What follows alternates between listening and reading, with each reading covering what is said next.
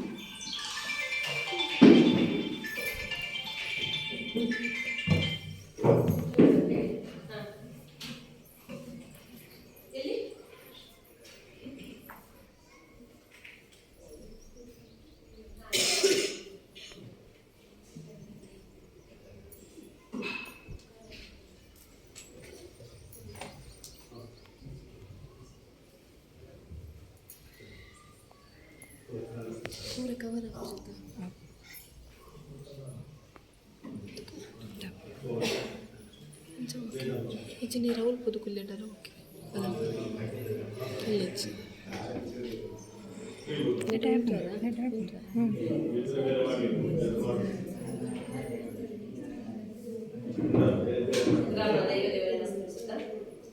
ಆತ್ಮೀಯರೇ, ಸಾಮಾಜಿಕ ಪರಿಶೋಧನಾ ನಿರ್ದೇಶನಾಲಯ ಬೆಂಗಳೂರು, ಸಾರ್ವಜನಿಕ ಶಿಕ್ಷಣ ಇಲಾಖೆ ಬೆಂಗಳೂರು, ಸಮಗ್ರ ಶಿಕ್ಷಣ ಕರ್ನಾಟಕ ಯೋಜನೆ 2022-23ನೇ ಸಾಲಿನ ಸಾಮಾಜಿಕ ಪರಿಶೋಧನೆಯ ಪೋಷಕರ ಸಭೆಯನ್ನ ಇವತ್ತು ನಾವು ಆಯೋಜಿಸಿದ್ದೇವೆ. ನಮ್ಮ ಶಾಲೆಯಲ್ಲಿ ಮೊನ್ನೆ ಕಳೆದ 15 ತಾರೀಕಿನಿಂದ ಸಾಮಾಜಿಕ ಪರಿಶೋಧನೆಯ ಸಮಿತಿಯ ಅಡಿಯಲ್ಲಿ ಆಡಿಟ್ ಆಗ್ತಾ ಇದೆ. 15 ತಾರೀಕಿನಲ್ಲಿ ನಮ್ಮ ಶಾಲೆಯ ಇಲಾಖೆಯ ಎಲ್ಲ ಅವಧಿಗಳ ತಪಾಸಣೆ, ಅನಂತರ ನಿನ್ನೆ ಮನೆ ಭೇಟಿ ಹಾಗೂ ಇವತ್ತು ಇಲಾಖಾ ನಿರ್ದೇಶನದಂತೆ ಪೋಷಕರ ಸಭೆಯನ್ನ ಆಯೋಜನೆ ಮಾಡಿದ್ದೇವೆ.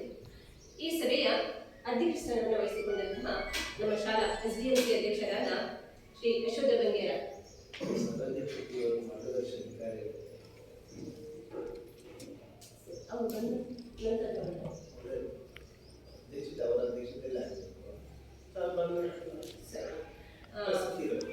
ಇಲಾಖಾ ನಿರ್ದೇಶನದಂತೆ ಈ ಸಭೆಯ ಅಧ್ಯಕ್ಷತೆಯನ್ನ ಮಾರ್ಗದರ್ಶಿ ಅಧಿಕಾರಿಗಳು ವಹಿಸಿಕೊಳ್ಳುತ್ತಿದ್ದಾರೆ. ಈಗಾಗಲೇ ಬರ್ತೇನೆ ಎನ್ನುವಂತಹ ಸೇವೆಯನ್ನು ಕೂಡ ಮಾಡಿದ್ದಾರೆ. ಅವರ ಅನುಪಸ್ಥಿತಿಯಲ್ಲಿ ಅವರಿಗೆ ಪ್ರೀತಿಪೂರ್ವಕವಾದಂತಹ ಸ್ವಾಗತವನ್ನು ಬಯಸ್ತೇನೆ. ವೇದಿಕೆಯಲ್ಲಿ ನಮ್ಮ ಶಾಲಾ ಎಸ್ಡಿಎಂಸಿ ಅಧ್ಯಕ್ಷರಾದ ಶ್ರೀ ಯಶೋಧ ಶೃಂಗೇರ ಇವರು ಉಪಸ್ಥಿತರಿದ್ದಾರೆ. ಇವರಿಗೂ ಪ್ರೀತಿಪೂರ್ವಕವಾದಂತಹ ಸ್ವಾಗತ. ಎಸ್ಡಿಎಂಸಿ ಉಪಾಧ್ಯಕ್ಷರಾದ ಶ್ರೀ ಯೋಗೀಂದ್ರ ಆಚಾರ್ಯ ಇವರು ವೇದಿಕೆಯಲ್ಲಿದ್ದಾರೆ. ಇವರಿಗೂ ಪ್ರೀತಿಪೂರ್ವಕವಾದಂತಹ ಸ್ವಾಗತ. ಸರ್ಕಾರಿ ಶಾಲೆಯ ಉಳಿಸಿ ಬೆಳೆಸಿದ ಸಮಿತಿ ಅಧ್ಯಕ್ಷರಾದ ಜಯಂತ್ ಇವರು ಅವರ ಇದರಲ್ಲೇ ನಾವು ಮೀಟಿಂಗ್ ಅನ್ನು ಇಟ್ಕೊಂಡಿದ್ದೇವೆ. ಆದರೆ ಇವತ್ತು ಅವರಿಗೆ ಒಂದು ದೊಡ್ಡ ಕಾರ್ಯಕ್ರಮ ಇರುವುದರಿಂದ ತಡವಾಗಿ ನಾನು ವೇದಿಕೆಗೆ ಆಗಮಿಸ್ತೇನೆ ಅಂತ ಹೇಳಿದ್ದಾರೆ. ಅವರಿಗೂ ಅವರ ಅನುಪಸ್ಥಿತಿಯಲ್ಲಿ ಅವರಿಗೆ ಸ್ವಾಗತವನ್ನು ಬಯಸುತ್ತಾ ಮುಂದೆ ಸರ್ಕಾರಿ ಶಾಲೆ ಉಳಿಸಿ ಸಮಿತಿಯ ಕಾರ್ಯದರ್ಶಿಯಾದ ಶ್ರೀ ನಾರಾಯಣ ವಿಚಾರಿ ಉಚ್ಚೂರು ಇವರು ವೇದಿಕೆಯಲ್ಲಿದ್ದಾರೆ. ಇವರಿಗೂ ಗೌರವಪೂರ್ವಕವಾದಂತಹ ಸ್ವಾಗತವನ್ನು ಬಯಸುತ್ತೇನೆ. ಹಾಗೂ ಈ ಮಾಡೆಲ್ ಆಫೀಸರ್ ಆದಂತಹ ಹರೀಶ್ ಇವರು ವೇದಿಕೆಯಲ್ಲಿ ಉಪಸ್ಥಿತರಿದ್ದಾರೆ. ಇವರಿಗೂ ಪ್ರೀತಿಪೂರ್ವಕವಾದಂತಹ ಸ್ವಾಗತವನ್ನು ಗ್ರಾಮ ಸದಸ್ಯರಾದ ಅಶೋಕ್ ಪೂಜಾರಿ ಇವರು ನಮ್ಮೊಂದಿಗಿದ್ದಾರೆ. ಇವರಿಗೂ ಹಾರ್ದಿಕ ಸ್ವಾಗತವನ್ನು ಬಯಸುತ್ತೇನೆ. ಹಾಗೂ ಎಲ್ಲ ಸದಸ್ಯರನ್ನು, ಪೋಷಕ ವರ್ಗವನ್ನ, ಶಿಕ್ಷಕ ವರ್ಗವನ್ನ ಈ ಕಾರ್ಯಕ್ರಮಕ್ಕೆ ಪ್ರೀತಿಪೂರ್ವಕವಾಗಿ ಸ್ವಾಗತಿಸುತ್ತಾ ಕಾರ್ಯಕ್ರಮದ ಮುಂದಿನ ಹೆಜ್ಜೆ.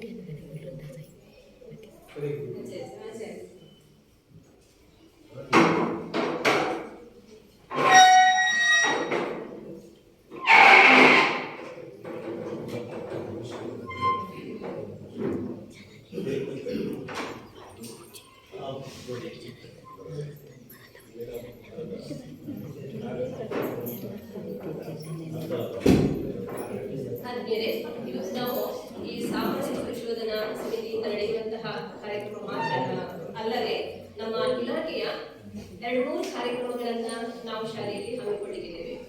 ಅದರ ಎಲ್ಲ ಮಾರ್ಗದರ್ಶನದ ಅಧಿಕಾರಿ ನಮ್ಮ ಸಮೂಹ ಸಂಪನ್ಮೂಲ ವ್ಯಕ್ತಿಯಾದಂತಹ ಚೇತನ ಇವರು. ಅವರು ಈ ಕಾರ್ಯಕ್ರಮಕ್ಕೆ ಆಗಮಿಸಿದ್ದಾರೆ. ಮುಂದೆ ಅವರು ನಮಗೆಲ್ಲ ಮಾರ್ಗದರ್ಶನವನ್ನು ಕೊಡಲಿಕ್ಕಿದ್ದಾರೆ. ಅವರನ್ನು ಪ್ರೀತಿಪೂರ್ವಕವಾಗಿ ಶಾಲಾ ವತಿಯಿಂದ ನಾನು ಸ್ವಾಗತಿಸ್ತಾ ಇದ್ದೇನೆ.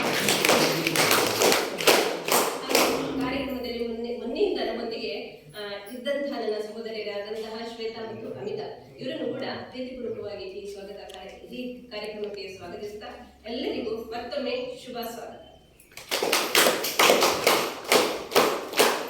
ಸರ್ವರನ್ನ ಸ್ವಾಗತಿಸಿದ ಮೇಡಮ್, ತಮಗೂ ಪ್ರೀತಿಯ ಸ್ವಾಗತ. ಮುಂದೆ ಸಮಗ್ರ ಶಿಕ್ಷಣ ಕರ್ನಾಟಕ ಯೋಜನೆಯ ಬಗ್ಗೆ ಹಾಗೂ ಸಾಮಾಜಿಕ ಪರಿಶೋಧನೆಯ ಬಗ್ಗೆ ಪ್ರಾಸ್ತಾವಿಕ ಮಾತು ಮೂಡಬಿದ್ರೆ ತಾಲೂಕು ಸಾಮಾಜಿಕ ಪರಿಶೋಧನೆಯ ತಾಲೂಕು ಕಾರ್ಯಕ್ರಮ ವ್ಯವಸ್ಥಾಪಕರಾದ ಶ್ರೀ ಹರೀಶ್ ಜೀವನ್.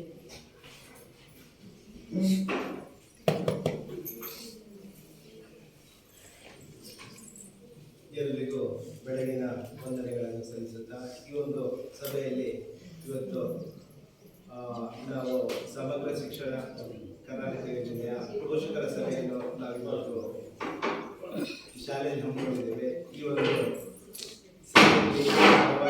ನಮ್ಮನ್ನು ಕೂಡಿಕೊಳ್ಳಲಿದ್ದಾರೆ. ಈ ಒಂದು ಸಭೆ ಅಧ್ಯಕ್ಷತೆ ವಹಿಸಿಕೊಂಡಿರುವಂತಹ ಮಾರ್ಗದರ್ಶಕರಿದ್ದಾರೆ ಅವರು. ಅದೇ ರೀತಿ ಈ ಒಂದು ಶಾಲೆಯ ಶಾಲಾಭಿವೃದ್ಧಿ ಮೇಲುಸ್ತುವಾರಿ ಸಮಿತಿಯ ಅಧ್ಯಕ್ಷರೇ, ಉಪಾಧ್ಯಕ್ಷರೇ ಹಾಗೂ ಗ್ರಾಮ ಪಂಚಾಯತ್ ಸದಸ್ಯರೇ, ಈ ಒಂದು ಶಾಲೆಯ ಎಲ್ಲ ಯಾವೆಲ್ಲ ಸಮಿತಿಗಳಿವೆ ಅದೆಲ್ಲ ಪದಾಧಿಕಾರಿಗಳೇ ಹಾಗೂ ಸದಸ್ಯರುಗಳೇ, ಶಾಲೆಯ ಮುಖ್ಯ ಶಿಕ್ಷಕಿಯವರೇ, ಸಹ ಶಿಕ್ಷಕಿಯವರೇ, ಎಲ್ರಿಗೂ ಮೊದಲಾಗಿ ಎಲ್ಲರನ್ನು ವಂದಿಸುತ್ತಾ ಈ ಒಂದು ಸಮಗ್ರ ಶಿಕ್ಷಣ ಕರ್ನಾಟಕ ಯೋಜನೆ ಬಹುಶಃ ಎಲ್ಲರಿಗೂ ಹೊಸ ಒಂದು ವಿಚಾರ. ಸೊ ಇದು ನಾವು ಸಾಮಾಜಿಕ ಪರಿಶೋಧನೆಯನ್ನು ನಿರಂತರವಾಗಿ ಈ ಹಿಂದೆ ನಡೆಸಿಕೊಂಡು ಬರ್ತಾ ಇದ್ವಿ. ಆದರೆ ಶಾಲೆಗೆ ಬಂದ ಹಾಗೆ ಈ ಹಿಂದೆ ನಾವು ಮಧ್ಯಾಹ್ನ ಬಿಸಿಟ್ಟು ಯೋಜನೆಯನ್ನು ಸಾಮಾಜಿಕ ಪರಿಶೋಧನೆ ನಡೆಸಿದ್ವಿ. ಆದರೆ ಈ ಸಮಗ್ರ ಶಿಕ್ಷಣ ಯೋಜನೆ ಕರ್ನಾಟಕ ಎನ್ನುವುದು ಹೊಸ ವಿಷಯ ಆಗಿರೋದ್ರಿಂದ ಈ ಬಗ್ಗೆ ಸಾಕಷ್ಟು ಪೂರ್ವ ತಯಾರಿಗಳನ್ನು ಸರ್ಕಾರವು ಮಾಡಿಕೊಂಡಿದೆ. ಸೊ ಶಾಲೆಯಲ್ಲಿ ಒಂದು ಭಾವನೆ ಬರ್ಬೋದು, ಯಾಕೆ ನಮಗೆ ಇದು ಕೊಟ್ಟಿದ್ದಾರೆ, ಯಾಕೆ ಸಾಮಾಜಿಕ ಪರಿಶೋಧನೆ ನಡೆಸ್ತಾ ಇದ್ದಾರೆ, ಯಾಕೆ ಬೇಕು ಏನೋ ಒಂದು ವಿಚಾರ ಬಂದಿರ್ಬೋದು. ಆದ್ರೆ ಇದು ಓವರಾಲ್ ಆಗಿ ಒಂದು ಶಾಲೆಗೆ ಸೀಮಿತ ಅಲ್ಲ. ಎಂಟೈರ್ ನಮ್ಮ ಕರ್ನಾಟಕ ರಾಜ್ಯದಲ್ಲಿ ಎಲ್ಲ ಶಾಲೆಗಳಲ್ಲಿ ಆಗ್ತಾ ಇದೆ. ಪ್ರತಿ ಆರ್ಥಿಕ ವರ್ಷದಲ್ಲಿ ಗ್ರಾಮ ಪಂಚಾಯತ್ ವ್ಯಾಪ್ತಿಯಲ್ಲಿ 2 ಸರ್ಕಾರಿ ಶಾಲೆಗಳನ್ನು ಆಯ್ದುಕೊಂಡು ಈ ಒಂದು ಸಮಗ್ರ ಶಿಕ್ಷಣ ಯೋಜನೆಯನ್ನು ಸಾಮಾಜಿಕ ಪರಿಶೀಲನೆಯನ್ನು ನಡೆಸ್ತಾ ಇದ್ದಾರೆ. ಖಾಸಗಿ ಶಾಲೆ ಆದರೆ ನಿಮ್ಗೆ ಯಾವುದು ಬರಲ್ಲ, ಸೊ ನೀವು ಅಲ್ಲಿ ಕೇಳುವಂತ ಪ್ರಮೇಯ ಕೂಡ ಬರಲ್ಲ, ನಮ್ಗೆ ಬೇಡ ಯಾಕೆ. ಸೊ ಈ ಒಂದು ಹಿನ್ನೆಲೆಯಲ್ಲಿ ಸರ್ಕಾರ ಇವಾಗ ಈ ಸಾಮಾಜಿಕ ಪರಿಶೀಲನೆ ಎನ್ನುವುದು ಕೂಡ ಎಷ್ಟು ಒಂದು ಸರಳ ಅಂತ ಹೇಳಿದ್ರೆ, ನಿಮ್ಗೆ ಗೊತ್ತಿರ್ಬೋದು, ಗ್ರಾಮ ಪಂಚಾಯತ್ ವ್ಯಾಪ್ತಿಯಲ್ಲಿ ನಾವು ನಿರಂತರವಾಗಿ ಮಹಾತ್ಮ ಗಾಂಧಿ ನರೇಗಾ ಯೋಜನೆ, ಹದಿನೈದು ಹಣಕಾಸು ಯೋಜನೆ, ಸಾಮಾಜಿಕ ಪರಿಶೀಲನೆಯನ್ನು ನಡೆಸ್ತಾ ಬರ್ತಿದ್ವಿ. ಅಲ್ಲಿ ಗ್ರಾಮ ಪಂಚಾಯತಿನ ಅಧ್ಯಕ್ಷರ ಪೀಡಿಯರ್ ಅವರು ಅಲ್ಲಿ ಏನು ಅದರ ಪ್ರತಿಯೊಂದು ಪಾವತಿಗೆ ಸಂಬಂಧಪಟ್ಟ ಹಾಗೆ ಅಲ್ಲಿ ಅವರು ಜವಾಬ್ದಾರಿ ಹೊಂದಿರುವಂಥದ್ದು. ಅದೇ ರೀತಿ ಶಾಲೆಯಲ್ಲಿ ಎಸ್ಎಂಸಿ ಮೇಲ್ವಿಚಾರಣಾ ಸಮಿತಿ ಅಧ್ಯಕ್ಷರ ಮುಖ್ಯ ಶಿಕ್ಷಕರ ಒಂದು ಜಂಟಿ ಖಾತೆ ಇರುವಂತದ್ದು, ಅದನ್ನು ಅವರು ನಿರ್ವಹಣೆ ಮಾಡ್ತಾ ಇದ್ದಾರೆ. ಸೊ ಆ ಒಂದು ಕಾರಣಕ್ಕೆ ಇಲ್ಲಿ ಅವರ ಅಧ್ಯಕ್ಷತೆಯಲ್ಲಿ ನಡೀಬಾರ್ದು. ಸೊ ಬೇರೆ ಒಂದು ಇಲಾಖೆಯ ಒಂದು ಇಲಾಖೆಯ ಒಬ್ರು ಅಧಿಕಾರಿಯನ್ನು ನೇಮಕ ಮಾಡಿಕೊಂಡು ಈ ಒಂದು ಸಾಮಾಜಿಕ ಪರಿಶೀಲನೆ ನಡೆಸಬೇಕು ಅನ್ನೋದು ಇದರ ಮುಖ್ಯ ಉದ್ದೇಶ. ಸೊ ಆ ಒಂದು ನಿಟ್ಟಿನಲ್ಲಿ ನಾನು ಆಗಲೇ ಹೇಳಿದೆ, ಸೊ ಅಧ್ಯಕ್ಷರು ಅವರ ಉಪಸ್ಥಿತಿ ಇರುತ್ತೆ, ಸೊ ಅದರಿಂದ ಅವರು ಸಭಾಧ್ಯಕ್ಷತೆ ವಹಿಸುವ ಹಾಗೆ ಇಲ್ಲ, ಸೊ ಅದು ನಿಯಮ. ಸೊ ಇನ್ನು ಸಮಗ್ರ ಶಿಕ್ಷಣಕ್ಕೆ ಬಂದಾಗ ಇದು ಹೊಸ ಕಾನ್ಸೆಪ್ಟ್ ಅಲ್ಲ. ಸೊ ಈ ಹಿಂದೆ ಬೇರೆ ಬೇರೆ ಹೆಸರುಗಳಿಂದ ಅದು ಕರೆಯಲ್ಪಡ್ತಾ ಇತ್ತು. RMSC, ಸರ್ವ ಶಿಕ್ಷಾ ಅಭಿಯಾನ ಮತ್ತು ಶಿಕ್ಷಕರ ಶಿಕ್ಷಣ, ಸೊ ಈ ಎಲ್ಲ ಹೆಸರುಗಳಿಂದ ಅದು ಕರೆಯಲ್ಪಡ್ತಾ ಇತ್ತು. ಸೊ 2018ಕ್ಕೆ ಇದೆಲ್ಲವನ್ನು ಒಂದು ಒಗ್ಗೂಡಿಸಿ ಅದಕ್ಕೊಂದು ಸಮಗ್ರವಾದ ರೂಪವನ್ನು ಕೊಟ್ಟು ಸೊ ಶಿಕ್ಷಣದ ನೀತಿಯನ್ನು ರೂಪಿಸಿಕೊಂಡು ಅದನ್ನು ಅವತ್ತಿಂದ ಜಾರಿಗೆ ತಂದರು. ಸೊ ಇವತ್ತಿನವರೆಗೂ ಅದು ಚಾಲ್ತಿಯಲ್ಲಿ ಇರುವಂಥದ್ದು. ಕೇಂದ್ರ ಸರ್ಕಾರ ಈ ಹಿಂದಿನ ಬಜೆಟಿನಲ್ಲಿ ಕೂಡ 37,000 ಕೋಟಿ ಅನುದಾನವನ್ನು ಈ ಒಂದು ಯೋಜನೆಗೆ ಮೀಸಲಿಟ್ಟಿದೆ. ಸೊ ಆ ಒಂದು ನಿಟ್ಟಿನಲ್ಲಿ ಅನುಷ್ಠಾನ ಆಗ್ಬೇಕು ಅಂತ ಹೇಳಿದ್ರೆ ತಳಮಟ್ಟದಲ್ಲಿ ಏನೆಲ್ಲ ಸಮಸ್ಯೆಗಳಿವೆ, ಸೊ ಯಾವ ರೀತಿಯಲ್ಲಿ ಅದು ಕಾರ್ಯನಿರ್ವಹಣೆ ಆಗ್ತಾ ಇದೆ ಅನ್ನೋದ್ರ ಬಗ್ಗೆ ಸರ್ಕಾರಕ್ಕೆ ವರದಿ ಬೇಕು. ಇವಾಗ ನಿಮಗೆ ಯೋಜನೆಗಳನ್ನು ಸರ್ಕಾರ ಜಾರಿಗೆ ತರುತ್ತೆ, ಸೊ ಆ ಎಲ್ಲ ಯೋಜನೆಗಳನ್ನು ನೇರವಾಗಿ ಸರ್ಕಾರವೇ ಅನುಷ್ಠಾನ ಮಾಡಲಿಕ್ಕೆ ಬರಲ್ಲ. ಸೊ ಅಲ್ಲಿ ಯಾವ ತರ ಅದನ್ನು ಅನುಷ್ಠಾನ ಮಾಡ್ಕೋಬೇಕು, ಎಲ್ಲ ಹಂತದಲ್ಲಿ ಅದನ್ನು ಇದು ಮಾಡಿಕೊಂಡು ಸೊ ಆ ಒಂದು ಅನುಷ್ಠಾನಕ್ಕೆ ಸರ್ಕಾರಗಳು ಕ್ರಮ ತಗೊಳ್ತಾ ಇದೆ. ಸೊ ಆ ಒಂದು ಹಿನ್ನೆಲೆ ಮೇರೆಗೆ ಇಲ್ಲಿ ಶಾಲೆಯಲ್ಲಿ ಈ ಒಂದು ಯೋಜನೆಯ ಫಲಾನುಭವಿಗಳು ಯಾರು ಅಂತ ಹೇಳಿದ್ರೆ LKG ಇಂದ ಹಿಡಿದು 12ನೇ ತರಗತಿವರೆಗೆ ಕಲಿತಕ್ಕಂತಹ ಸರ್ಕಾರಿ ಶಾಲೆಯಲ್ಲಿ ಕಲಿತಕ್ಕಂತಹ ಮಕ್ಕಳು ಇದರ ಫಲಾನುಭವಿಗಳು. ಸೊ ಅವರು ಈ ಒಂದು ಯೋಜನೆಯ ಪ್ರಯೋಜನವನ್ನು ಪಡ್ಕೊಳ್ತಾ ಇರುವಂತವ್ರು. ಸೊ ಅವರಿಗೆ ಈ ಒಂದು ಯೋಜನೆಯಲ್ಲಿ ಉನ್ನತ ಮಟ್ಟದ ಒಂದು ಗುಣಮಟ್ಟದಿಂದ ಕೂಡಿದಂತಹ ಒಂದು ಶಿಕ್ಷಣವನ್ನು ಪೂರೈಸಬೇಕು. ಆ ಮೂಲಕ ಆ ಮಕ್ಕಳ ಒಂದು ಏನು ಸಾಮರ್ಥ್ಯಾಭಿವೃದ್ಧಿ ಇರ್ಬೋದು, ದೈಹಿಕ ಬೆಳವಣಿಗೆ ಇರ್ಬೋದು, ಸೊ ಅವರನ್ನು ಆ ನಿಟ್ಟಿನಲ್ಲಿ ಉತ್ತೇಜನ ಕೊಟ್ಟು ಸೊ ಅವರನ್ನು